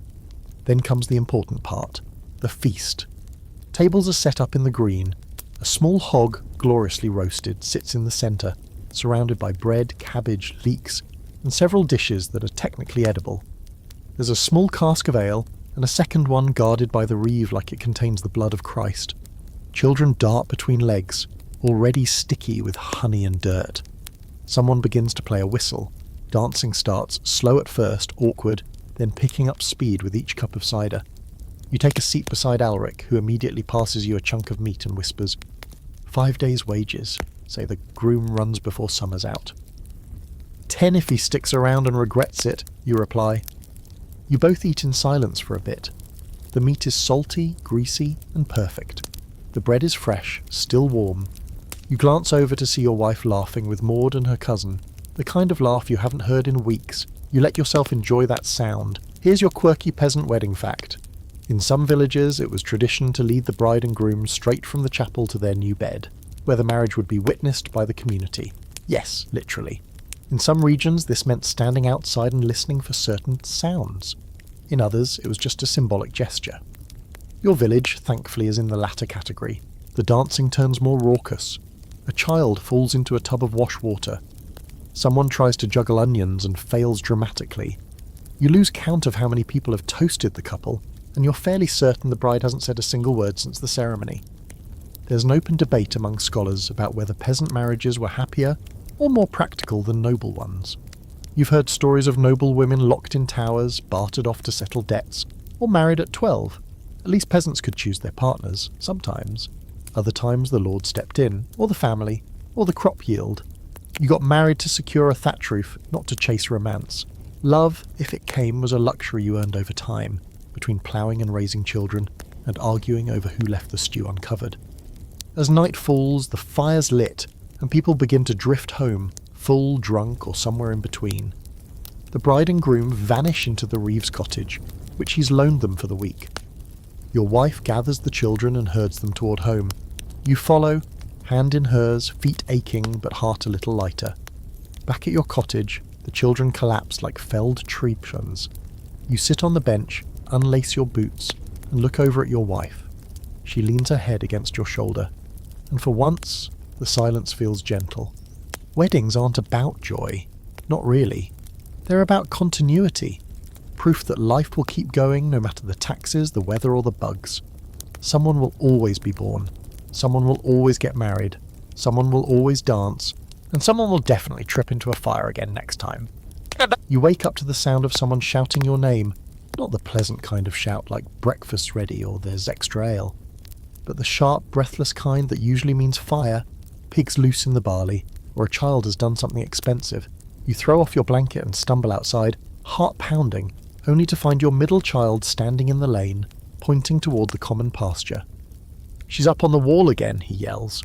You squint into the morning light, your eyes barely adjusting from sleep. Sure enough, it's your eldest, halfway up the low stone wall by the sheep enclosure, trying to retrieve a kite made of rags and string she'd cobbled together from barn scraps. You know this because she's been working on it for 3 weeks instead of helping with the beans. You also know this because the kite is now flapping triumphantly from the top of a tree it had no business flying near. You trudge over, muttering through your teeth, and retrieve her before she slips and breaks something vital. She's laughing, proud even. You glare at her just long enough for the guilt to begin trickling in, then relent and ruffle her hair. Next time, you grumble, build it closer to the ground. There's no formal punishment. She'll make up for it later with extra chores or by picking nettles for your wife's broth. That's how it works. In your world, children don't get grounded. They get given another task. Because here's the thing. Your children are not children the way they'll be centuries from now reading books and learning grammar. They are small, wiggling, unpaid labourers with sticky hands and terrible impulse control, and they are absolutely essential to your family's survival. You've got 5 of them. You used to have 6. That's the part you don't say aloud. The baby that didn't make it past his second winter. Fever took him in 3 days. You still see him sometimes when you're turning the soil and your back aches just right, or when a breeze rattles the shutters at night. He's not gone. He just didn't get a chance to help. It's a statistical reality you never forget. Roughly 30-50% of children in your village don't live to adulthood. Disease, starvation, accidents, childbirth gone wrong. It's not a matter of if, it's a matter of how many and how early. When a woman gives birth, the midwife prepares not just for life, but for burial. It's just how things are. You remember the birth of your first. Your wife screamed like a demon was clawing its way out, then went deadly silent. You thought she was gone. She wasn't. She was just holding your daughter for the first time, blinking in disbelief. No priest came to bless the baby. No one sent flowers. The village midwife clapped you on the back and said, "Well done. Now feed her before she eats your thumb." Your eldest is 13 now. She's stronger than you were at that age. She can carry a sack of grain, scythe oats, and catch chickens faster than most grown men. She knows how to strip a rabbit clean and can recite 4 saints' names from memory. 5 if she's showing off. She's still a child in your eyes, but not for long. By 16, she'll be expected to marry. If she's lucky, she'll get a man with sound teeth and more than one blanket. Here's your historical fact. Childhood as a concept didn't really exist for peasants. By 7 or 8, you were working, guarding geese, scaring crows from the fields, hauling water, gathering wood. School, a fantasy. Books, rare, and certainly not for you. Your eldest doesn't know how to write her name, but she can read clouds like scripture and skin a rat without flinching. Your youngest is 4. He still waddles when he runs and pronounces father like flather. He's got no chores yet beyond existing, something he does loudly, with both fists full of whatever he can reach. But soon he'll be in the garden with your wife, learning the difference between weeds you eat and weeds that make your belly scream. After hauling your daughter down from her wall climbing stunt, you round up the rest for the day's work. Today it's helping your wife gather herbs near the edge of the woods. She's got a pouch for yarrow, comfrey, and something she swears is good for headaches but smells like goat feet. The children follow her in a line, like ducklings with opinions. You head to the field alone, grateful for the quiet. There you work with fewer interruptions, just the wind, the birds, and the sound of your own knees protesting. You make good progress, but your mind wanders. Always does. There's a quirky local belief. If a child picks a 4-leaf clover on the first day of summer, they'll never die from drowning. You don't know if it's true, but every year, without fail, your kids scour the fields like it's a holy quest. Last year, your son brought you one he swore had 5 leaves. You dried it and slipped it into the edge of your blanket, just in case. By early afternoon, the children are back, trailing mud and excitement. Your wife's arms are full of green bundles, and her face is sun-flushed, but pleased. Your middle child shows you a frog he's named Sir Wetfoot, who is now living in your only water bucket. You fish the frog out gently and pour the water into the stew pot before anyone drinks from it. There's an open scholarly debate about how emotionally attached peasants were to their children, given the high mortality rate. Some argue they loved carefully, holding back affection until the child survived past the vulnerable years. Others insist love was just as fierce, maybe fiercer, because every day with a healthy child felt like defying fate. You fall somewhere in between. You try not to count on tomorrow, but you still carve wooden toys in the evening when your back allows it. At night, your eldest helps your wife with the cooking, while the younger ones build forts out of firewood. You sit near the fire, sharpening a stick into a spoon, your version of peace. Dinner is quiet, but warm. Your children eat quickly, slurping stew and squabbling over the heel of the bread. Afterward, they fall asleep in a pile near the hearth, their bodies tangled like roots. You watch them for a while, listening to their soft breaths and the slow crackling of the fire. You know they'll grow up fast. They'll marry, work, bear their own children. Some will stay, some will leave, and some you fear won't make it through the next plague or hard winter. But tonight, they're safe, warm, asleep under your roof, and that for now is enough. The sun is already up when you step outside, blinking into a sky so blue it looks almost suspicious. You stretch, crack your neck, and immediately regret it. Your spine makes a sound like someone stepping on dry twigs. It's going to be one of those days. You've got work to do on the back plot, more barley to wid, a fence to repair before the goats think they've been invited to a buffet, and if time allows, a patch of nettles to gather for soup. But before you do anything, you've got to check with the reeve, because he says where you go, what you do, and, if he's in a mood, how many times you're allowed to blink before sundown.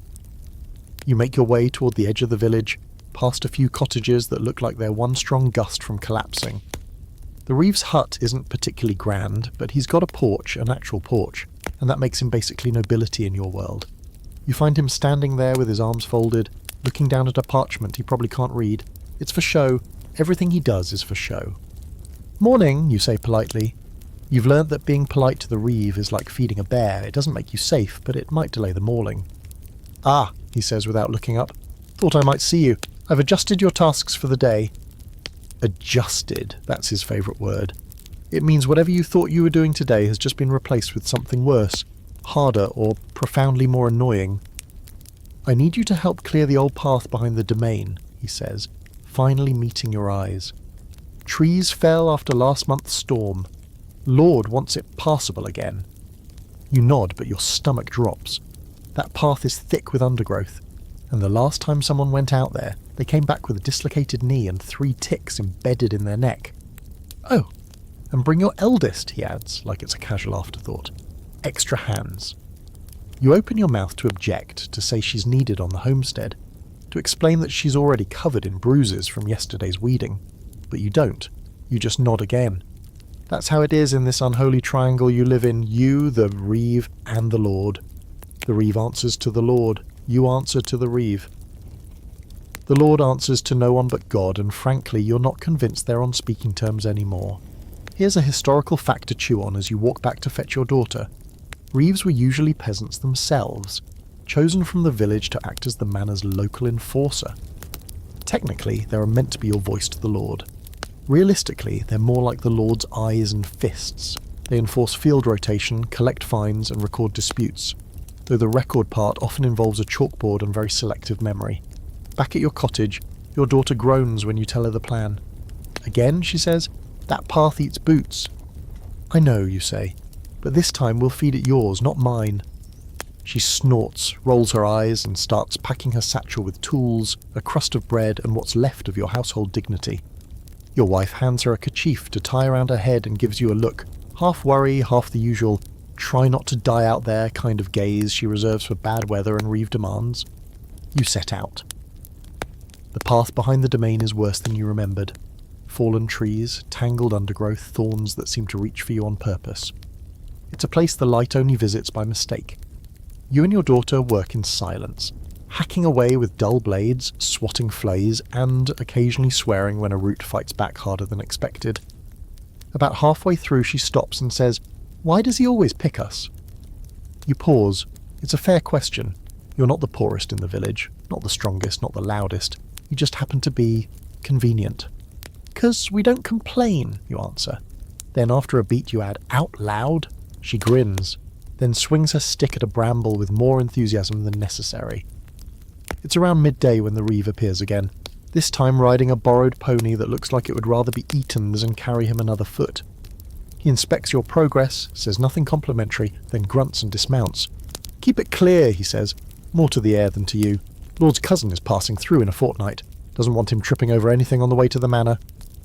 You resist the urge to say the cousin probably trips over his own robes. Your daughter is glaring at the reeve so hard you have to subtly nudge her foot with yours. She gets the message. She lowers her head and returns to the work. Here's a quirky bit of trivia. In some villages, reeves were rotated yearly, supposedly to keep one person from growing too powerful. In yours, he's been reeve for 12 years. He wasn't even elected. He was appointed after the last reeve mysteriously fell off a hay cart during lambing season. Some say it was an accident. Some say it wasn't a hay cart. When the reeve finally leaves, your daughter mutters, "I hope the pony throws him." You grin and hand her a bit of bread. "We can hope, but we still need him to sign off on our harvest share next week." You return to work, cutting, clearing, sweating. By the time the sun's low, the path is halfway respectable. Not perfect, but passable. And that's all the reeve asked for, technically. You know he'll still complain, but there's not much he can do if you've done what he said. Just enough is your survival strategy. There's an open scholarly debate about the reeve's role in peasant resistance. Some argue he was a tool of the Lord's oppression. Others believe the reeve could, in rare cases, be an ally, someone who quietly protected the villagers while pretending to enforce the rules. Your reeve, firmly in Category 1, the only thing he's protecting is his own hide, and the extra grain he squirrels away every winter. As you and your daughter walk home, she starts pointing out shapes in the clouds. One looks like a goat, another looks like the reeve's face after falling in a ditch. You laugh, even though your back is killing you and your legs are one gust away from collapsing. Back in the village, your wife has already lit the fire and is stirring something that smells like garlic and barley. The younger children are half asleep, curled together like puppies. You wash up at the bucket, grateful for even cold water, and collapse onto your bench with a groan that echoes off the cottage walls. Your daughter sits beside you, chewing a piece of dried apple, and nudges your shoulder. Think they'll ever stop bossing us around? You stare at the fire. Not unless something big changes. She doesn't ask what that means, but she doesn't stop watching the flames. The triangle still rules your life, reeve, lord, priest, but maybe, just maybe, one day a line will snap, and you won't be at the bottom anymore. The smell is at you before your eyes are even open. Something sharp, acidic and earthy. It smells like worry. You crack one eye and glance around the cottage. Your wife is already awake, crouched near the grain chest with the lid open, frowning into its depths. That's never a good sign. You sit up slowly, joints creaking, and ask, "How bad?" She doesn't look at you. "Worse than I thought." You get up and walk over. She leans aside so you can see. The grain is low, dangerously low. Less than you expected for this point in the year. There are rat droppings along the edge, a few patches of mould creeping up one corner, and the smell of dampness that's always a bad omen. You do a quick mental calculation. How much you've got left, how much time until the next harvest, and how long you can stretch turnips before everyone starts growing angry and hollow-eyed. The answer isn't good. You've entered what everyone in the village calls the hungry gap. It sounds like a fairy tale curse, but it's worse because it's real. The hungry gap falls between late winter and midsummer, when last year's food runs out, but this year's harvest hasn't come in yet. If you're lucky, you stored enough to bridge the months. If you're really lucky, the rats and rot didn't get it first. If you're neither, well, better get used to the taste of boiled weeds and bark soup. This year, you're somewhere in the middle, not starving, not safe, just in that grey limbo where every meal is a negotiation and every scrap of food a decision. The potatoes are nearly gone. The beans are dry and crumbling. You still have some barley, but not enough. And there's still a month, at least, before anything fresh is ready to pick. Breakfast is thin gruel again. Your youngest doesn't complain, and he just stares at the bowl and then at your wife like maybe she's hiding the good food somewhere and just forgot to share. You look away. You don't want to see that look. Later you walk down to the common pasture where Alric is sharpening his scythe, even though there's nothing to cut yet. He looks up and sees the same hunger shadow in your face that you see in his. "Rat's got my oats," he says. You nod. "I caught one in the grain bin yesterday," he adds. "Big as a cat. Looked me in the eye like he owned the place." "Maybe he does," you mutter. There's a silent understanding between you. The next few weeks are going to be hard, harder than usual, and that means everyone in the village will be watching each other a little more closely, counting who's got meat, who's bartering, who's stealing. Hunger doesn't just thin the belly, it thins trust. Here's a historical fact to chew on, assuming you've got anything to chew. The hungry gap was a seasonal threat in medieval agricultural life, especially in northern Europe.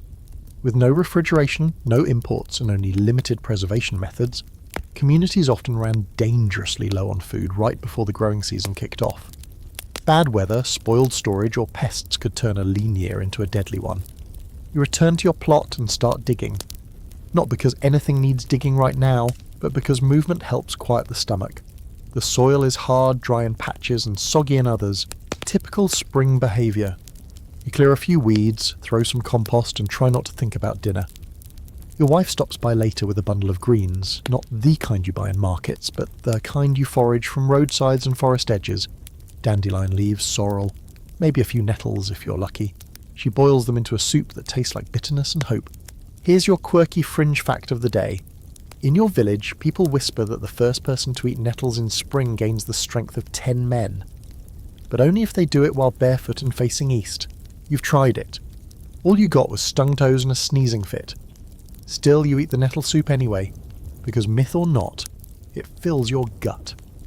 That evening, the chapel bell rings early. Vespers. Father Godric is calling for a prayer gathering. You don't need to ask why, he knows what season it is too.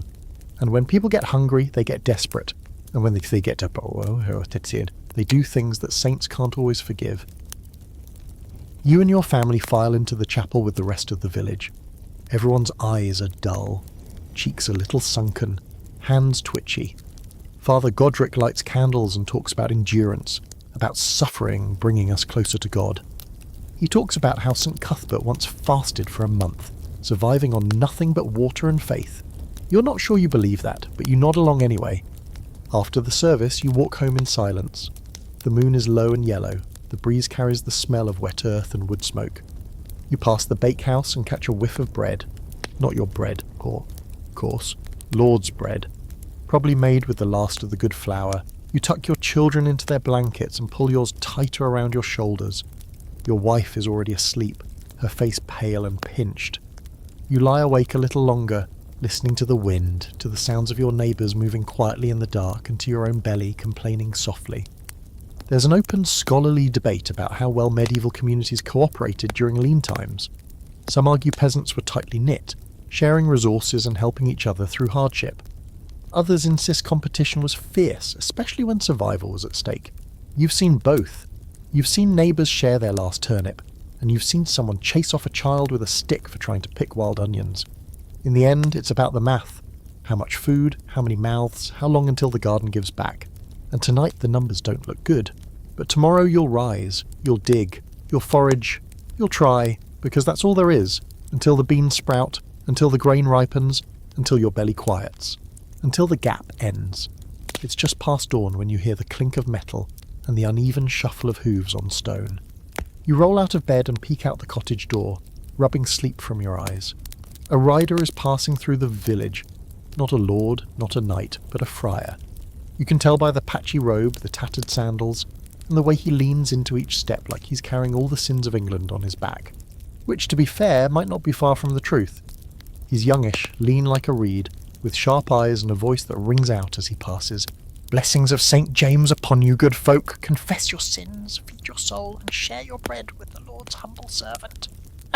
Your wife mutters something under her breath that rhymes with fat chance. The children gather at the doorway, peeking out like rabbits. They've seen travelling friars before, but they always hope the next one will be more interesting. Spoiler, he won't be.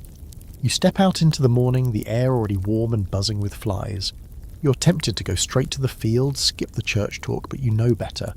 Ignoring a friar is bad form, and ignoring this one, with his booming voice and theatrics, might land you on the receiving end of a public rebuke. Again, so you follow the stream of villagers shuffling toward the chapel square. The friar is standing on a half-rotted crate, waving his arms like he's trying to fly. He launches into a fiery sermon about gluttony, envy, pride, and whatever other sins are currently fashionable. You catch about half of it. The rest is buried under the rumble of your stomach and the murmur of gossip from the crowd. He's a good speaker, this one. Too good. Makes you suspicious. Any man who can get people to part with their last crust of bread while smiling about it is probably not as humble as he claims. You eye his satchel, which jingles with more than rosary beads. And now comes the part you've been dreading, the confession. He invites everyone, in that sing-song voice, to step forward and unburden their souls. The Lord, he says, wants your honesty. He already knows your sins. He just wants you to admit them. You keep your head down. Not because you've done anything wrong, at least nothing spectacular, but because you haven't done anything rather asleep either. You've thought ill of the reeve daily. You cursed at a pig yesterday. You wished mildew upon the Lord's grain stores. Are those sins? Probably, but they're also survival. Your neighbour Alric steps forward and murmurs something to the friar, who blesses him dramatically and hands him a small wooden token, a penitence chip. Another woman follows, and then a few more. You watch them shuffle away, lighter in spirit and heavier in guilt. And then the friar turns toward you. You, he says, pointing with one bony finger, you've got the look of a man burdened by silence. You consider running. Just bolt into the barley and hide for a week. Instead, you step forward, hat in hand, and mutter something vague about impure thoughts and frustration with daily toil. He nods solemnly, touches your forehead with two fingers and whispers a Latin prayer that smells faintly of garlic and cheap ale. Then he leans in closer and says, "Sin leaves a scent, my son. Yours is thick." You blink. "Excuse me?" He smiles. "Just a figure of speech." You're not so sure. Here's your historical fact for the day. Travelling friars were common in medieval Europe, often moving from village to preach, offer confessions, and collect alms. Unlike monks, they didn't live in monasteries. They were itinerant, bound to their orders, but always on the move. Some were pious, some were frauds, and some blurred the lines so well you couldn't tell where devotion ended and con began. Back at home, your wife asks what you confessed. "I told him I yelled at a sheep," you say. She nods. "Reasonable." "And he told me I smell like sin." She pauses, then hands you a bucket of water. Well, he's not wrong. You wash your face at the doorstep while the friar walks the village, knocking on doors, collecting coins and scraps and prayers. He stops by old Nan's hut but doesn't go in. Wise move. She once made a friar's nose bleed just by glaring at him. By midday the friars gathered a fair haul, some bread, 2 eggs, and what might be a dried fish. He stands at the centre of the green, raises his arms, and offers a final blessing. "May St. James walk beside you in shadow and light," he says, "and may your sins be lighter than your bellies." Then he's gone. Your daughter tugs on your sleeve. "Da," she whispers. "Do you think he really smells sins?" You look down at her, consider lying, then shake your head. "No, I think he smells onions." She giggles. "Here's your quirky fact. In your village, there's a superstition that friars carry enchanted bones, not relics, but actual cursed bones that make cows barren if you offend them. You've never seen precise proof, but no one dares test it. When a friar scowls at a cow, someone always brings him cheese. That night, after the fire's died down and the cottage is quiet, you lie in bed thinking about what you didn't confess. The times you've wished the Lord's wine would turn to vinegar.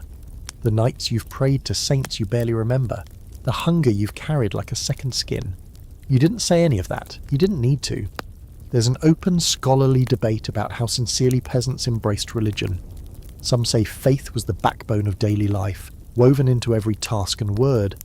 Others argue that it was a necessary performance, something you did because you had to, because not doing it meant being labelled, shunned, or punished.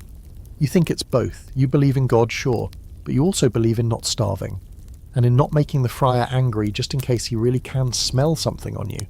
Tomorrow he'll be gone. The hunger will still be here. The sins too. But for tonight, you're clean, or close enough. By the time late autumn gives way to early winter, the whole village starts to smell like damp wool, mould and old onions. You've given up pretending that things are drying nicely in the cottage. Everything is wet. Your boots, your blankets and your thoughts. The inside of your home feels like the inside of a sheep's lung, and you're not entirely sure it's healthier. You wake to the sound of something scuttling across the rafters. Could be a mouse, could be a rat, could be a family of either, frankly. You lie still for a moment, listening, before deciding it's not worth investigating until it falls directly onto your face. You roll over. Cold straw pokes through your blanket and into your ribs. You shift again, still poking. You sigh and give up. Your breath fogs in the air as you sit up. It's cold enough that your feet go numb before they even hit the floor. The fire's long since gone out. You huddle over the hearth and poke at the ashes, trying to resurrect a flame from last night's embers, but it's no good. The wood's damp, everything's damp. You'd kill for it some dry peat, or just a week of cold sun, or, honestly, a blanket that doesn't smell like cheese. Your wife is already up, trying to dry the baby's blanket near the hearth while muttering about mildew and bad omens. She points to the roof. It's leaking again. You squint upward and see the dark stain of water creeping across the thatch like a slow-moving spider. It'll only get worse, and patching it now, in this weather, is like putting a fig leaf on a broken cartwheel. Your daughter coughs behind you, one of those deep, rattly coughs that makes you wince. Everyone's coughing now. It's not sickness yet, but it's close. The kind of persistent cold that lives in the walls, in your lungs, in your bones. And once it takes hold, it doesn't let go. Breakfast is stale bread soaked in hot water. You chew it slowly and try to pretend it's soup. The kids pick at theirs, faces pale, eyes ringed. The baby snuffles, congested and irritable. Your wife wipes his nose with the hem of her tunic and doesn't even flinch when he sneezes on her shoulder. Here's a historical fact that might make you grateful for your own warm, rat-free home. Medieval peasant homes had no insulation, no chimneys, and very little protection from the elements. You lived alongside your livestock because their body heat made the room a little warmer. Your windows, if you had any, were unglazed, just wooden shutters or oiled cloth. Every winter was a gamble. Every winter could be the one that took someone. The worst part, though, isn't the cold, it's the boredom. In the warmer months, you're so busy you barely have time to think. But now, the fields are resting, the animals are huddled in pens, the days are short, the nights are endless, and your options for entertainment include listening to rats in the walls, trying to dry things that won't, arguing with your spouse about whose turn it is to chase the pig out of the house, staring into the fire and wondering if spring will ever come again. You choose option 4. Around midday, Alric comes by with a bundle of damp firewood and a face like someone just told him the ale ran out. Reeves says the road needs clearing. In this weather, you ask? He nods grimly. Says the Lord might travel next week. You both look out the door at the slush-covered track that leads toward the manor. There's less a road and more a pit of despair. You imagine trying to haul a cart through it and laugh. Alric doesn't. You pull on your boots, still wet from yesterday, and follow him to the edge of the village. The road's a mess. Puddles, frozen ruts, and the occasional pile of something you hope is just animal dung. You spend 2 hours with a shovel trying to level it out. By the end, your fingers are numb and your boots are soaked straight through. Again. You stop by the bakehouse on your way back, not because there's food, but because it's warm. The oven has been lit since dawn, and the smell of toasted barley and smoke is almost enough to distract from the hunger. Maud the baker gives you a nod. She's got no bread to spare today, but she lets you warm your hands near the stones. You don't speak. She doesn't ask. Here's a quirky local belief you cling to this time of year. If you see a rat leave your house just before dawn, it means someone in the household will die before the thaw. You've seen 3 rats in the last week. You try not to think about it. Rats are everywhere. They don't mean anything. Probably. You return home to find your wife scraping mould off a piece of cheese. She cuts off the worst bits and saves the rest. Nothing goes to waste. The children are lying by the hearth arguing quietly over who gets the driest spot. The baby's finally asleep. The fire crackles weakly. You add one of Alric's damp logs and watch the steam rise off it like smoke from a dying dream. There's an open scholarly debate about how medieval peasants coped emotionally during winter. Some historians argue that spiritual life gave them comfort. Prayers, saints, rituals. Others think they just endured it, like livestock, without reflection or meaning. You're not sure. Some nights you pray. Some nights you just sit in silence, listening to the wind try to pry open your roof. That night the rats are especially loud. One runs across your shelf and knocks down a wooden spoon. It hits the floor with a thud, and your daughter jerks awake. She looks around, eyes wide, then settles back down. You don't sleep much. You lie there, cold, listening, hoping the fire holds, hoping the roof holds, hoping you hold. Spring feels like a rumour. A lie people tell to get through the dark, but you tell it anyway. The calendar says it's Sunday, though honestly the days have started blending together like overcooked porridge. You're never quite sure whether it's Friday or St. Somebody's Day or just another ordinary plodding step through mud and mist.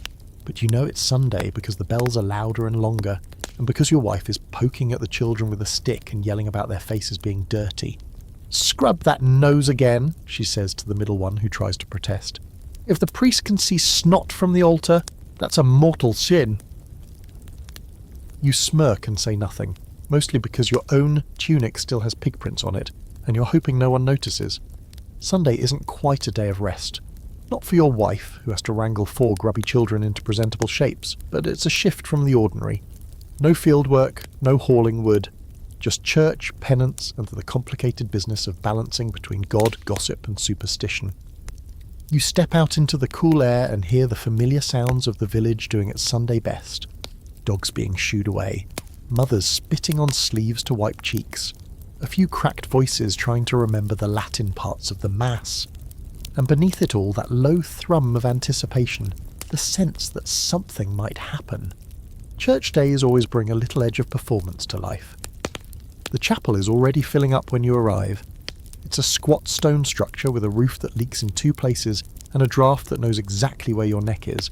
The inside smells of candle wax, old wood, and whatever herbal concoction Father Godric has slathered on his aching joints this week.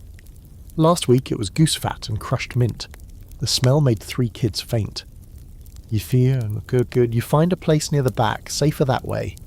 The front rows are for the manor steward, the reeve, and anyone with clean fingernails.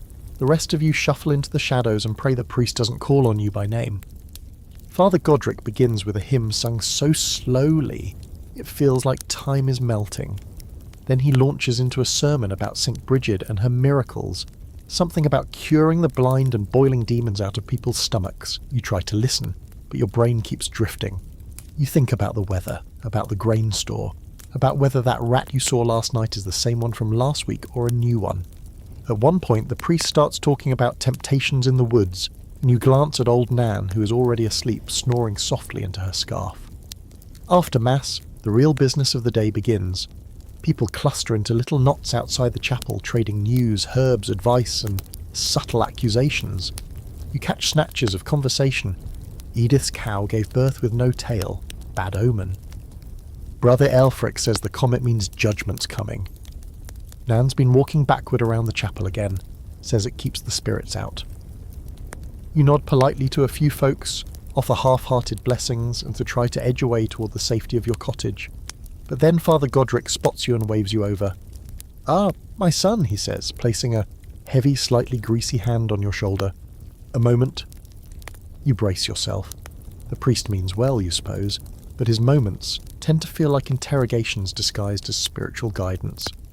"I noticed your children didn't make the sign of the cross during the creed," he says, eyes narrowed. You shrug. They were distracted by the ceiling drip. He frowns. A soul distracted in prayer is a soul vulnerable to the devil's whisper. You nod solemnly, hoping he'll stop talking. He doesn't. "Tell me," he says, "has your household maintained the fast days?" This is tricky. You meant to, but when you're living on dried beans and soup made from weeds and your wife's last nerve, the idea of refusing a hunk of cheese because it's Friday seems a bit ambitious. We've done our best, you lie. Your best, he says, must include vigilance. The saints are watching. And that's the line. That's the thing you've heard your whole life. The saints are watching. The Lord is watching. The devil is watching. It's a wonder you get anything done with so many supernatural eyes on you.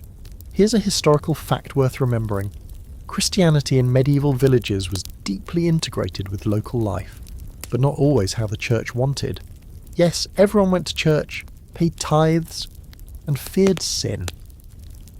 But they also kept charms under their pillows, whispered old pagan prayers during storms, and swore by saints the church didn't even officially recognise. It was a patchwork of belief, stitched together from desperation and tradition. You thank Father Godric and finally escape, only to find your daughter crouched behind the chapel digging something up. You walk over and see it, a little cloth pouch buried beneath a flat stone. "What's this?" you ask. She shrugs. "Old Nan said it keeps the bad dreams out." You pick it up. It smells like rosemary and something bitter. Inside is a scrap of bone and a twist of thread.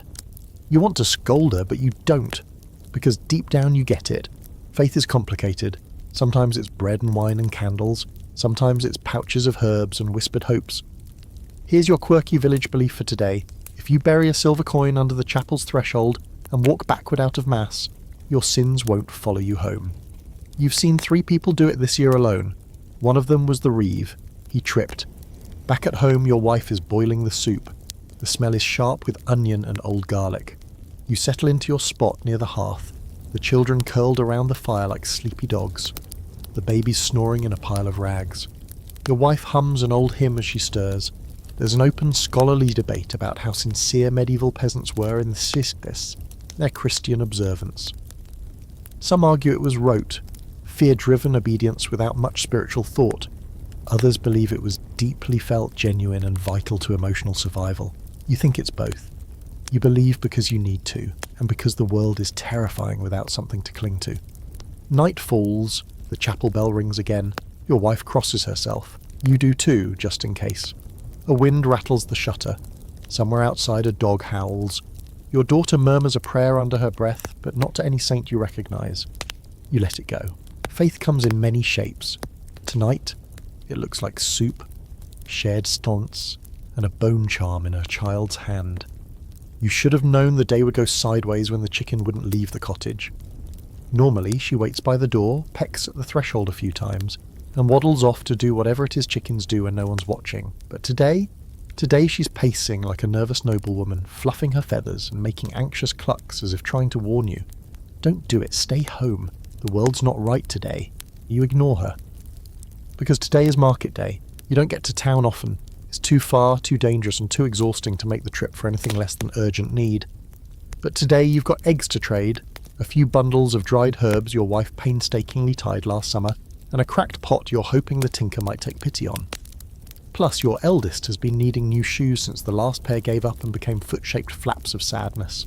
So you pull on your cloak, throw a satchel over your shoulder, and begin the long, muddy trudge toward town. The road is worse than usual. You step around puddles so deep they probably have fish, and you pass 2 carts already stuck axle deep in the mud.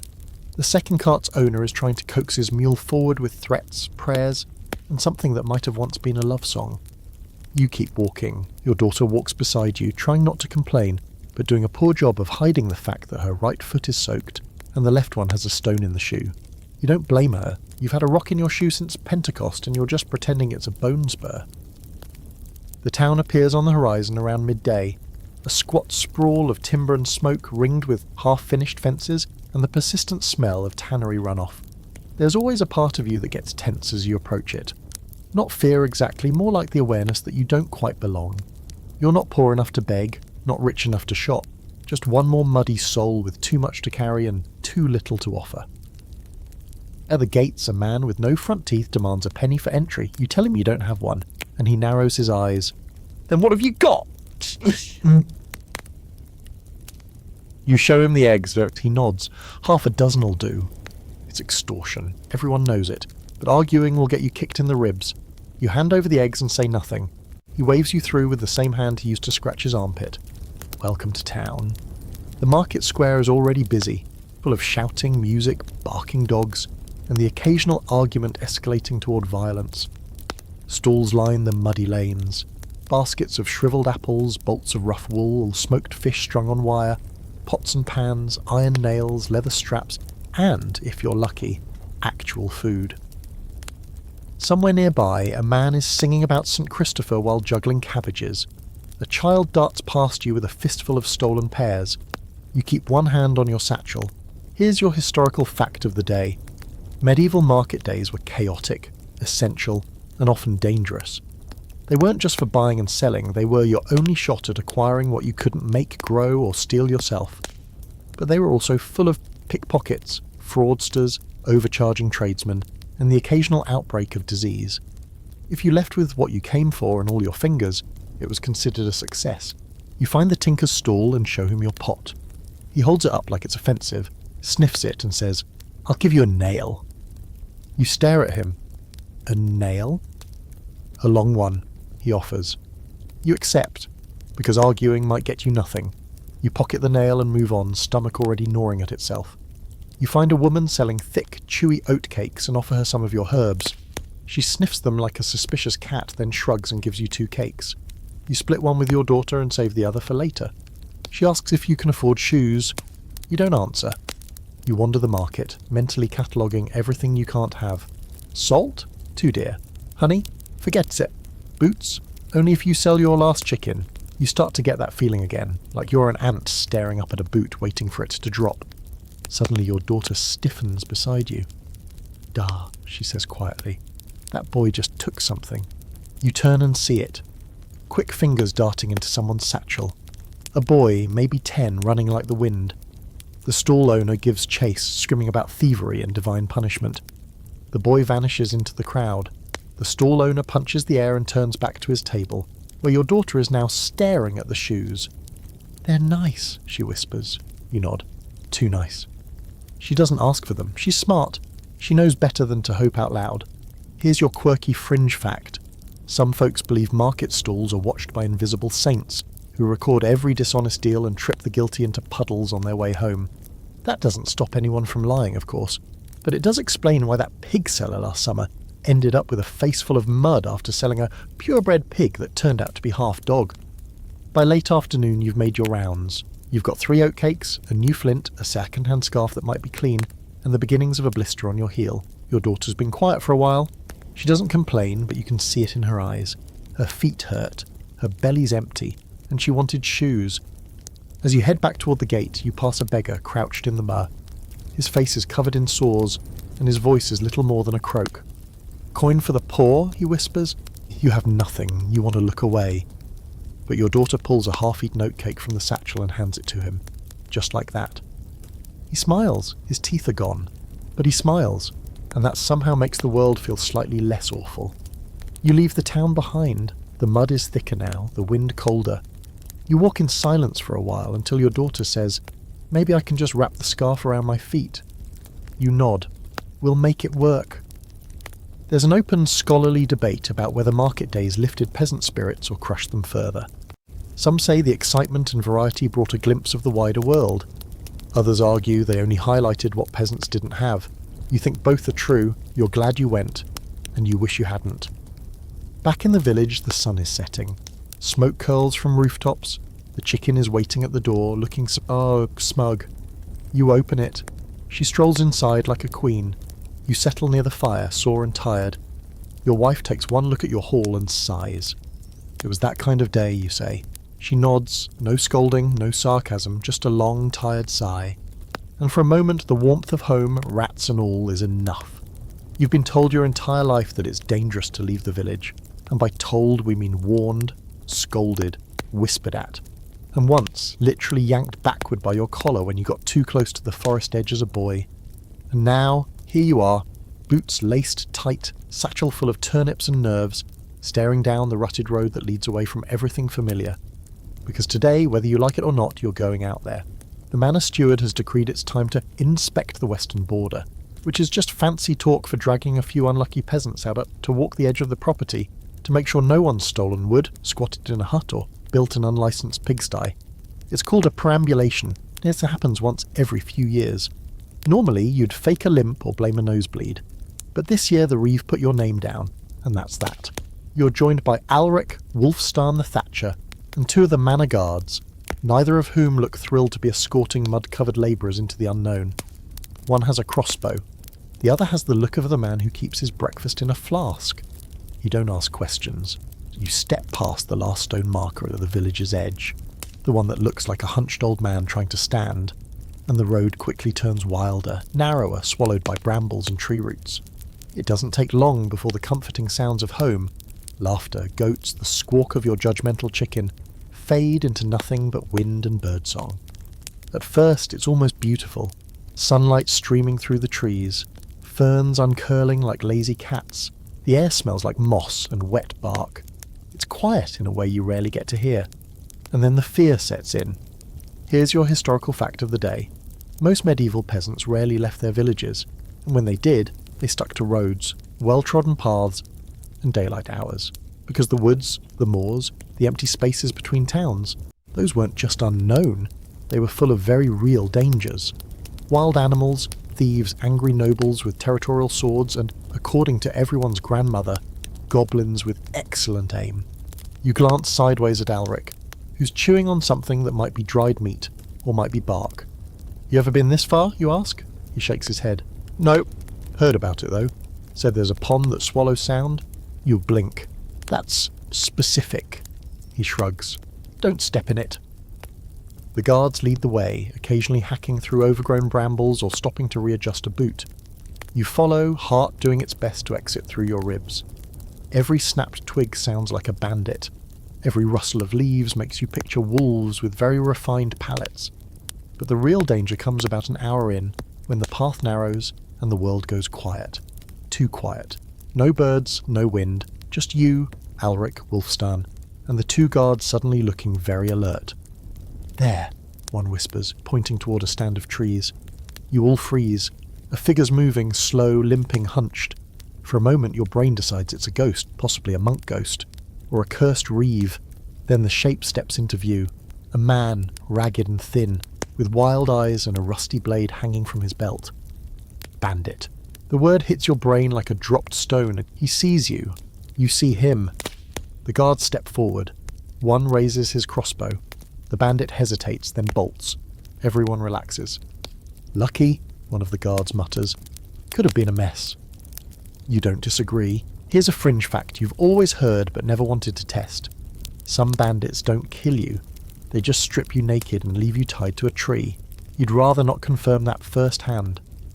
The rest of the walk is tense. You hear things you can't see, you step over old roots and wonder if someone buried something beneath them, something human. You spot bones near a tree stump and deliberately don't ask what kind.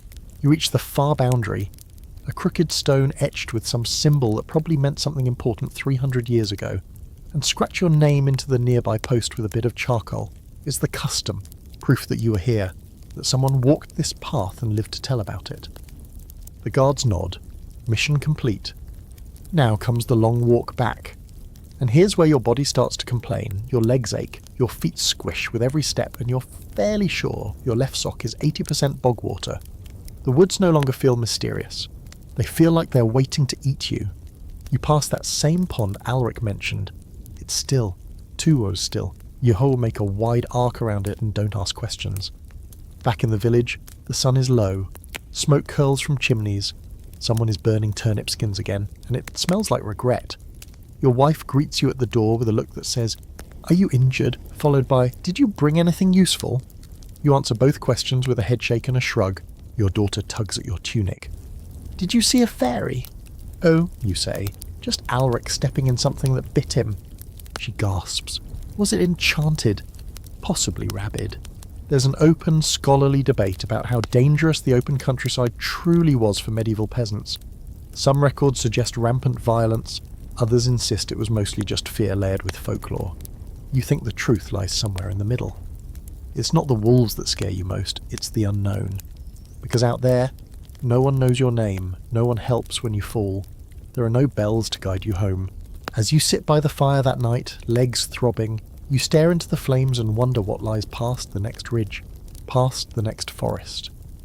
You want to believe there's something more, that the world isn't just mud, taxes and the reeves' voice echoing in your nightmares, but for now, you're grateful for rats in the walls and bread that doesn't bite back. You're home, you're sitting in the barley field, plucking weeds one by one when the messenger arrives. On horseback, of course, because doom always comes on 4 legs. He's not one of yours. His cloak is too clean, his boots too polished, and his face too smug for someone delivering bad news. He doesn't ride fast either. He trots, like someone who wants to be noticed. You already know what he's going to say before he says it. Everyone does. The rumours have been swirling for weeks like smoke through the rafters. Lords feuding, borders shifting. Someone insulted someone else's cousin. There's always a cousin. And now it's come to this. War. The messenger reins in at the manor gate, and within moments the bells start ringing. Not the church bells. The other bells. The ones used for warnings, for proclamations, and once, memorably, to chase off a runaway pig. You sigh and stand, brushing dirt off your knees. Alric's already limping toward the green, followed by half the village. Everyone's doing that anxious shuffle, equal parts curiosity and dread. You follow, because if something dreadful is about to happen, you'd rather see it coming. The steward stands by the old cart, holding a scroll like it's made of fire. His expression is solemn, though you catch the edge of a smirk. He likes being important. By order of his lordship, Baron Geoffrey of Avonlea, he reads, voice puffed up with theatrical importance, all able-bodied men over the age of 16 are hereby called to serve in the defence of the barony against foreign and traitorous aggression. You glance at Alric. He's mouthing traitorous aggression like it's a bad turnip he can't swallow. The steward continues. Those selected shall report for muster at dawn in 3 days' time. Each man is to bring such gear as he possesses. Arms will be provided to those without. You look down at your weeding stick and think, well, that's a start. The crowd mutters, shifting nervously. Some boys look excited, finally something more than digging and goats. But most of you know better. War doesn't care how muddy your boots are. It'll eat you just the same. After the reading, the steward pulls a list from inside his coat. These are the names summoned. He begins to read. Each name is like a small punch. Wulfstan, Beric, Oswin, Alric, you. Your stomach drops. You don't hear the names after yours. You're too busy staring at the dirt and trying not to throw up into your boots. Here's your historical fact to chew on between waves of panic. Medieval levies were common across feudal Europe, where lords could call upon their peasants to serve in local militias or armies. You didn't get a choice. You didn't get paid, unless you looted something. You didn't get armour, unless someone died in it first. What you did get was a chance to die for someone else's land. Back at home, your wife is silent as you explain. Not angry, not scared, just quiet in that way that means she's already doing the math. How many hands will be left? How much barley still needs turning? Whether the children can haul water alone? Did they say how long? She asks. You shake your head. She nods once, then pulls a pot off the fire and starts slicing turnips. Practical as ever. You're not the only one called. That evening, half the men gather around Alric's hearth with dull ale and duller faces. You're trying to convince yourselves it won't be that bad, that it's just a skirmish, that the Lord's cousin will blink first, that the enemy will get lost in the forest and eat the wrong mushrooms. But you all know better. Wulfstan, who served once 10 years ago, says it's mostly marching and shouting unless someone panics. And if they panic, you ask, then you get arrows. You sip your ale and imagine your children without you, your wife trying to haul wood with a baby on her hip, your daughter stepping into roles too heavy for her shoulders. You know war rarely comes to villages like yours, unless the armies lose, then it swallows villages like yours. Here's your quirky fringe fact of the day. Some villagers believe wearing your shirt inside out confuses enemy arrows, because they can't strike a soul they can't recognise. Others carry bits of bone from saints' shrines, or bury their swords under a tree the night before battle to scare off cowardice. You don't have a sword, just your weeding stick. But maybe you'll still turn your shirt. The night before departure you can't sleep. The baby stirs. Your wife lies with her back to you, silent. You watch the fire shrink and flicker, and try to memorise the shape of your home. Just in case dawn comes too fast, you dress slowly. Your daughter helps lace your boots. Your son watches, frowning. He doesn't understand yet, but he will. At the green, the reeve hands out gear like it's stale bread. You get a dented helmet, a leather strap that might once have been armour, and a spearhead tied to a stick. It's better than nothing, just barely. The others gather in clusters, joking loudly, trying to hide the fear. Alric shows off a lucky coin. Wolf stands sharpening a knife that looks more ceremonial than practical. The steward gives a speech about duty, loyalty and glory, but no one listens. You're too busy saying goodbye with your eyes. There's an open scholarly debate about how much enthusiasm medieval peasants had for going to war. Some say it was an escape, an adventure, a chance to rise in status. Others argue it was fear, coercion, and hopelessness disguised as loyalty. You feel none of the former, only the dread of leaving what little control you had. You look back one last time. Your wife is standing at the cottage door holding the baby. Her face is unreadable. You raise your hand and she nods once. Then you turn and walk, and the village falls behind you like a dream you're not sure you'll wake from. You've been walking for days, and by now the blisters on your feet have graduated from painful to sentient. The spear slung across your back feels heavier with every mile, even though it's barely sharper than a turnip. The sun rises, burns and falls again. Your world has become dirt and dust and the smell of sweat, your own and everyone else's. They said you'd be marching toward the border, but marching is a generous word. It's more like limping with structure. The Lord's men push you all forward at a punishing pace, claiming there's no time to waste. No one says exactly why, but you hear whispers about towns burning, villages razed, fields soaked in more than rain. You don't know where you're going, no one really does. You just follow the boots in front of you and hope your legs hold up one more hour. Alric walks beside you, jaw clenched, face red and raw from wind. Wulfstan has a cough that's getting worse. Every night he hacks into his blanket until someone tells him to shut up or die quieter. He flips them off, then keeps coughing. One morning you arrive at a camp. Not yours, not anyone's anymore. It's burnt. What's left of the village is blackened timber, scorched thatch, and a smell that turns your stomach instantly. You see a chicken coop still smouldering. A wooden doll lying half covered in ash. You stop breathing for a moment, because that doll looks exactly like the one your daughter carved last year. You remember it clearly, scratched eyes, crooked smile, one leg shorter than the other. You shake it off. This isn't your village. This is someone else's nightmare. But that's the part that gets you. It could be anyone's village, and it might be yours next. Here's your historical fact. When war came through medieval countryside, peasants bore the brunt. Armies, friendly or not, lived off the land. That meant requisitioning livestock, burning fields to prevent the enemy from feeding themselves, and sometimes levelling whole settlements to send a message. The term collateral damage hadn't been invented yet, but you've just stepped in it. The soldiers with you don't flinch. They've seen this before, maybe done it before. One of them makes a crude joke about roasted goat and gets shoved by another. The mood turns darker after that.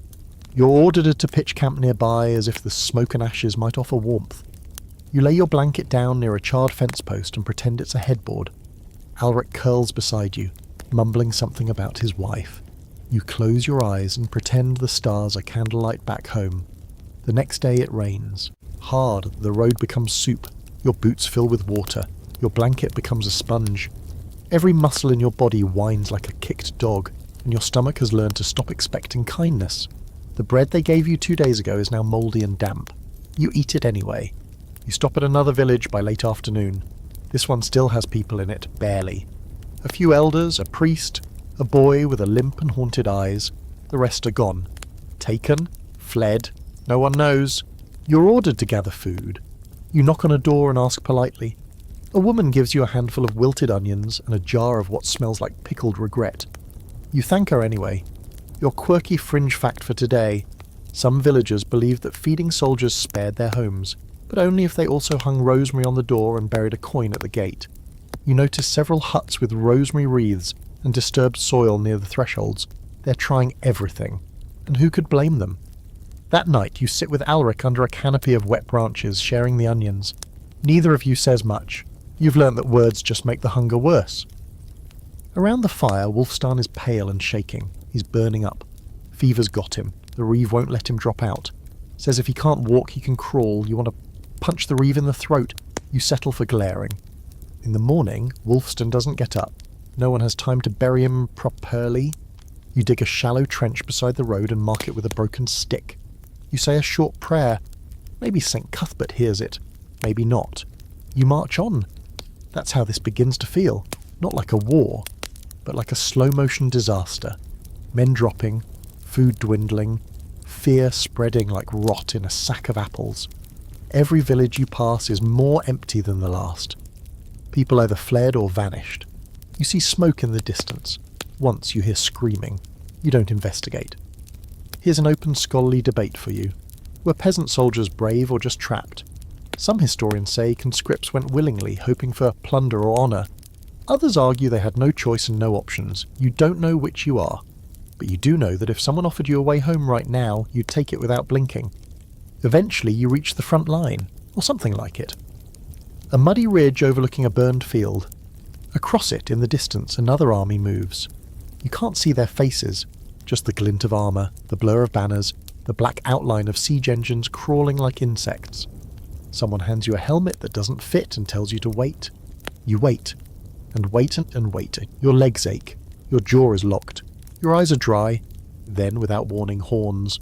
Not yours, theirs. A sound like thunder. Dozens of horses pounding toward your line. The man next to you throws up. Another drops his spear and runs. An arrow whistles past your head and buries itself in a tree behind you. You barely register it. Everything becomes chaos. Men shouting, weapons clashing, mud flying. You raise your makeshift spear just in time to deflect someone charging at you with a sword. You don't know who they are. You don't know if they're dead afterward. You don't know if you're the one who killed them. It's a blur of screaming and blood and hoofbeats of tears and smoke. And then, it's over. Somehow, your side wins, they say. The enemy retreats. You're told it was a minor victory. You look around at the dead, at the wounded, at the scorched ground and think, this is minor? You find Alric. He's alive. Cut across the arm, muddy from head to toe, but alive. You sit in the dirt beside him. You don't speak, you just breathe. You survived. But for what? You return home through smoke and silence. There's no cheering, no parade, no grand homecoming. Just a slow procession of half-dead men limping into familiar mud. Your boots are ruined, your cloak torn, and your left hand hasn't stopped shaking since the last time you tried to light a fire with it. You tell yourself it'll stop, eventually. Alric's with you, though neither of you says much. You've both run out of words, or maybe you've just run out of the kind of thoughts that form into words. You pass the old millstone where kids used to climb and shout nonsense at each other. Now it's chipped and quiet, the moss darker than you remember. As you approach the village green, a few heads pop out of doorways. 1 or 2 women step forward. No wailing, no tears, just nods. That's how it is here. Emotion is a luxury, like butter or sleep. Your wife is waiting at the door, arms crossed, the baby on her hip. She stares at you like she's counting fingers and toes and hoping they all still add up. She doesn't run to you. She doesn't cry. She just says, "You're late." You step inside and feel something loosen in your chest. The familiar creak of the door. The smell of ash and cabbage. The way the youngest throws his arms around your leg and nearly knocks you over. You laugh and it comes out like a cough. You sit by the fire while your wife brings water and bread. You don't ask where the bread came from. You just eat it. Slowly, like it might vanish. That night you don't sleep. The cottage is quiet, but your head isn't. You see faces. Some you knew, some you didn't. You hear the crack of bone, the squelch of mud, the scream of horses. And somewhere in it all, the sound of your own voice shouting something you don't remember meaning. And then come the dreams. The worst ones aren't about death. They're about almost dying. The kind where you swing too slow, trip over someone else's corpse, feel the blade at your neck, and wake up just before it lands. You sit up in the straw, sweating, heart galloping, your wife snoring softly beside you. You wonder if it ever goes away. Here's your historical fact, grim as it may be. After the Black Death swept through Europe in the mid-14th century, the survivors returned to a changed world and a changed mindset. Entire villages were wiped out. Labour shortages shifted power. But before that came the quiet devastation. The stunned silence, the wondering why me. Because yes, the Black Death has come. The first signs were just whispers. A traveller in the next town falling ill. A merchant bleeding from his gums. A priest who coughed blood on the altar and never stood up again. You heard the stories and didn't believe them. You wanted not to. Plague is a thing from old stories, God's wrath, the punishment of cities, not something that strolls into your little huddle of thatch roofs and barley fields. But then it does. The first death in your village comes within a week. A boy, 8 or 9, healthy one day, fevered the next, gone by sundown. His mother wails so loud the crows take flight from the trees. Then it spreads. Fast, faster than fire, faster than famine. One by one, people fall. They get the swellings, underarms, behind knees, in the groin, hard lumps that grow black and stink like rotting meat. The fever comes next, then madness, then silence. You try to help. You do. You bring broth to Maud the baker, only to find her slumped over her oven. You tend Alric's fever with rags and prayer until he stops recognising your face. Your wife pulls the children close. She boils everything. Water, cloth, even the air if she could. She tells them not to touch anything, not to breathe too deep, not to go near anyone. The church bells ring constantly now. Not for mass, for death. Here's your quirky fringe fact if you need something to lighten the horror. Some villagers believe tying a toad to your stomach would draw out the plague.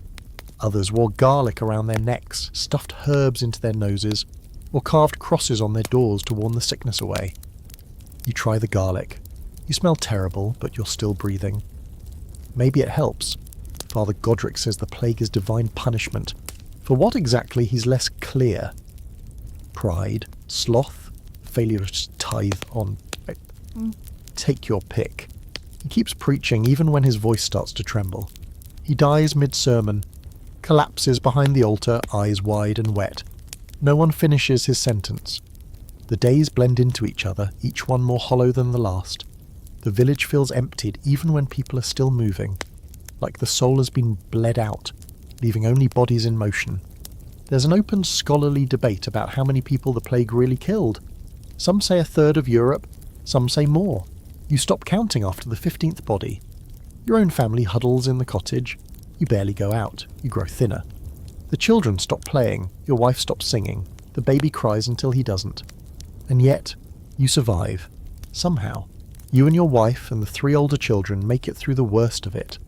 Maybe it was luck. Maybe garlic. Maybe the toad. You buried too many people to celebrate.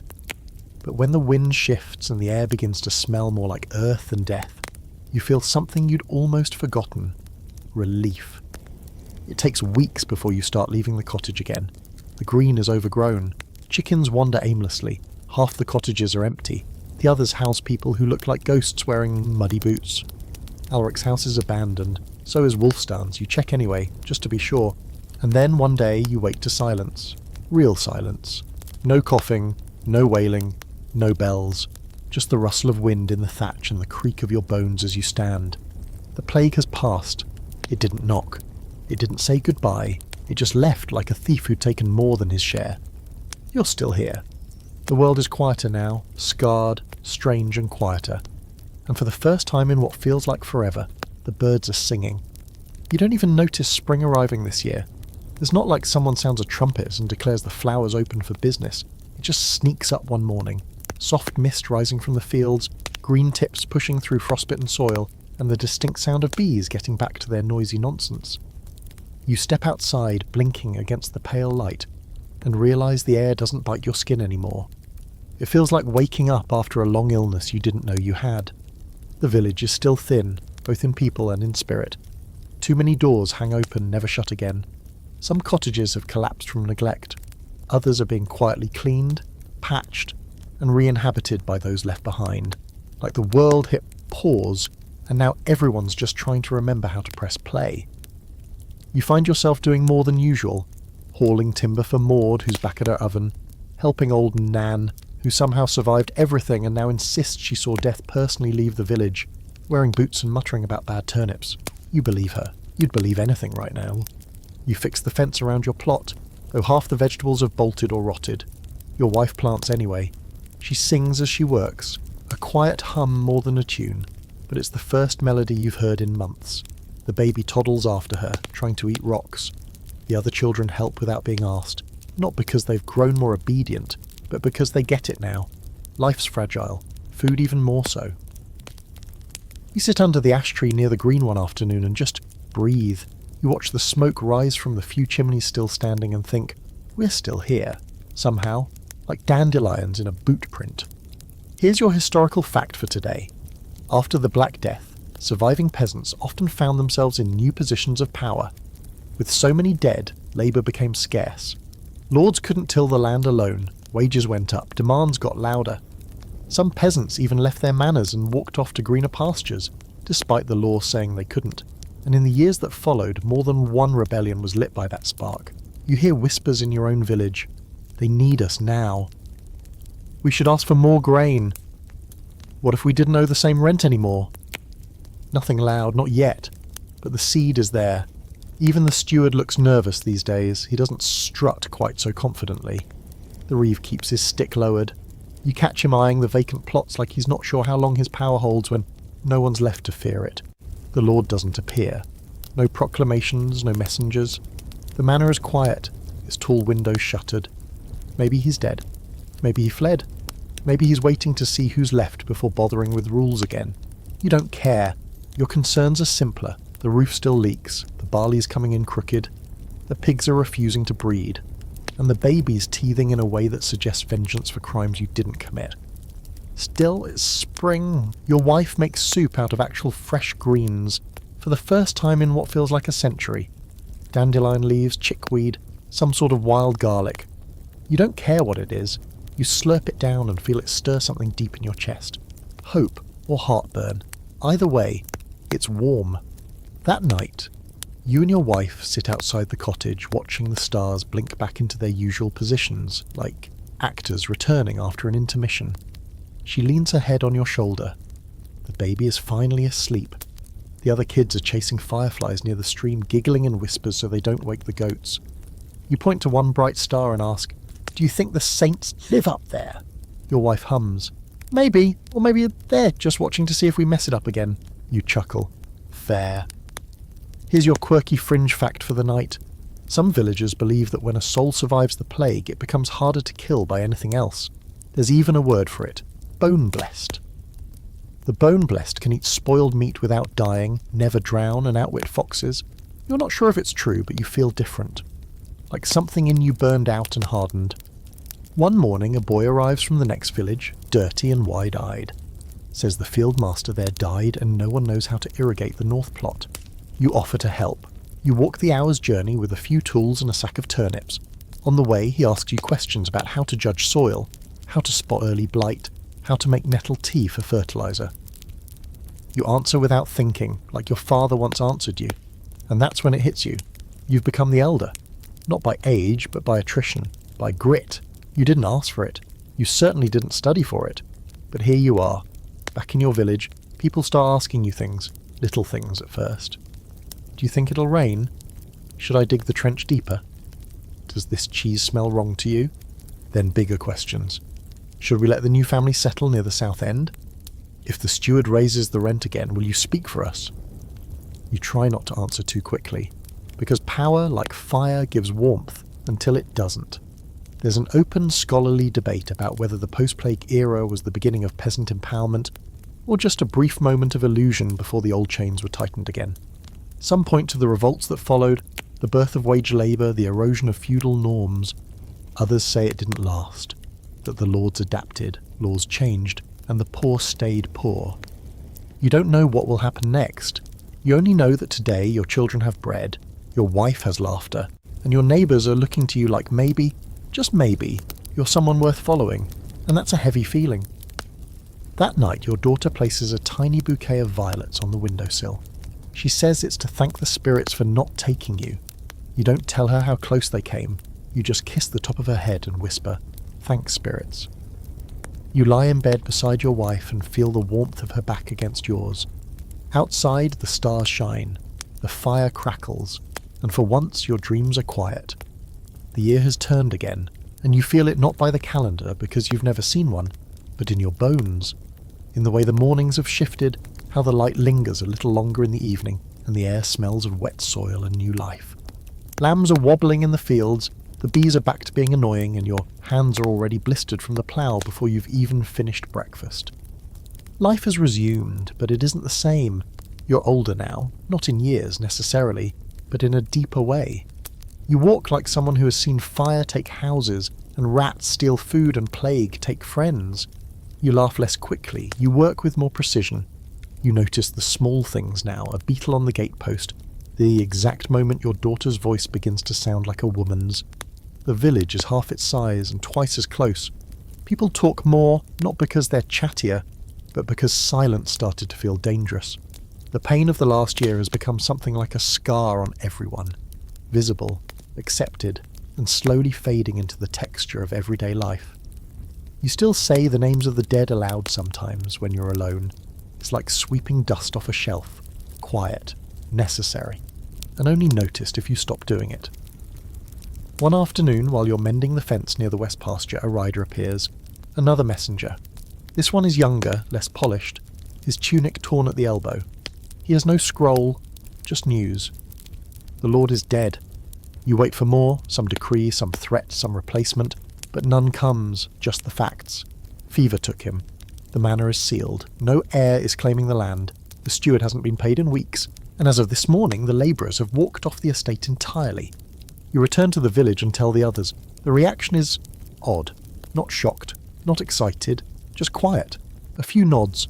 One old man mutters, "Well, that's that." You all stand there for a few moments processing the strange idea of nobody owning you anymore. And then you get back to work. Here's your historical fact. In the years following the Black Death, many manorial systems broke down or were forced to adapt. Lords died, heirs couldn't enforce control, and peasants, once tied to the land, began to move, bargain, and assert themselves in ways that would have been unthinkable a generation earlier. The feudal contract had been frayed. In some places it snapped entirely. In your village there are meetings now, real ones, around fires, with bread passed and words weighed carefully. You and 3 others are asked to speak for the rest, to handle disputes, to set boundaries, to write, yes, actually write, a message to the nearest scribe requesting a record of who lives here now. "We'll be a free village," Alric says one night, voice hushed with awe. "No lord or..." You nod, until someone decides they want us again. He shrugs. "Then we'll be ready." You want to believe that. You almost do. You spend the next weeks helping to mark new fields. Without the steward, land boundaries shift. Some people move into old cottages, others join up with distant family who've wandered in from elsewhere. You're one of the ones people look to, which is terrifying. Yeah.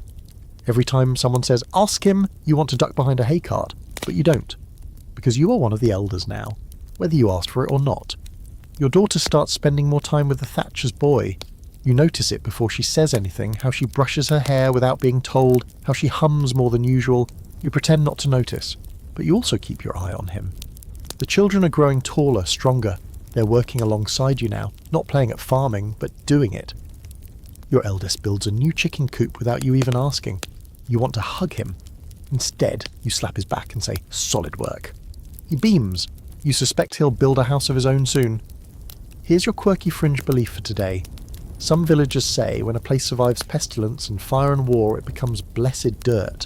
They'll plant beans from the same field every year and swear they taste sweeter. Others bury a feather or a coin in the garden as thanks to the unseen.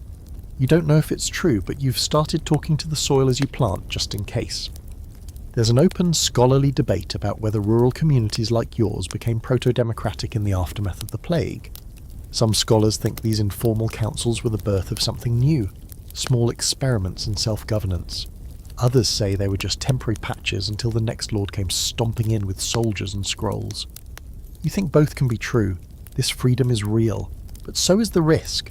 You take precautions, build hidden stores of grain, teach the children to track who comes and goes, set watchers on the edge of the woods, not out of fear, but out of wisdom. You've learned that survival isn't just about labour, it's about knowing when to duck.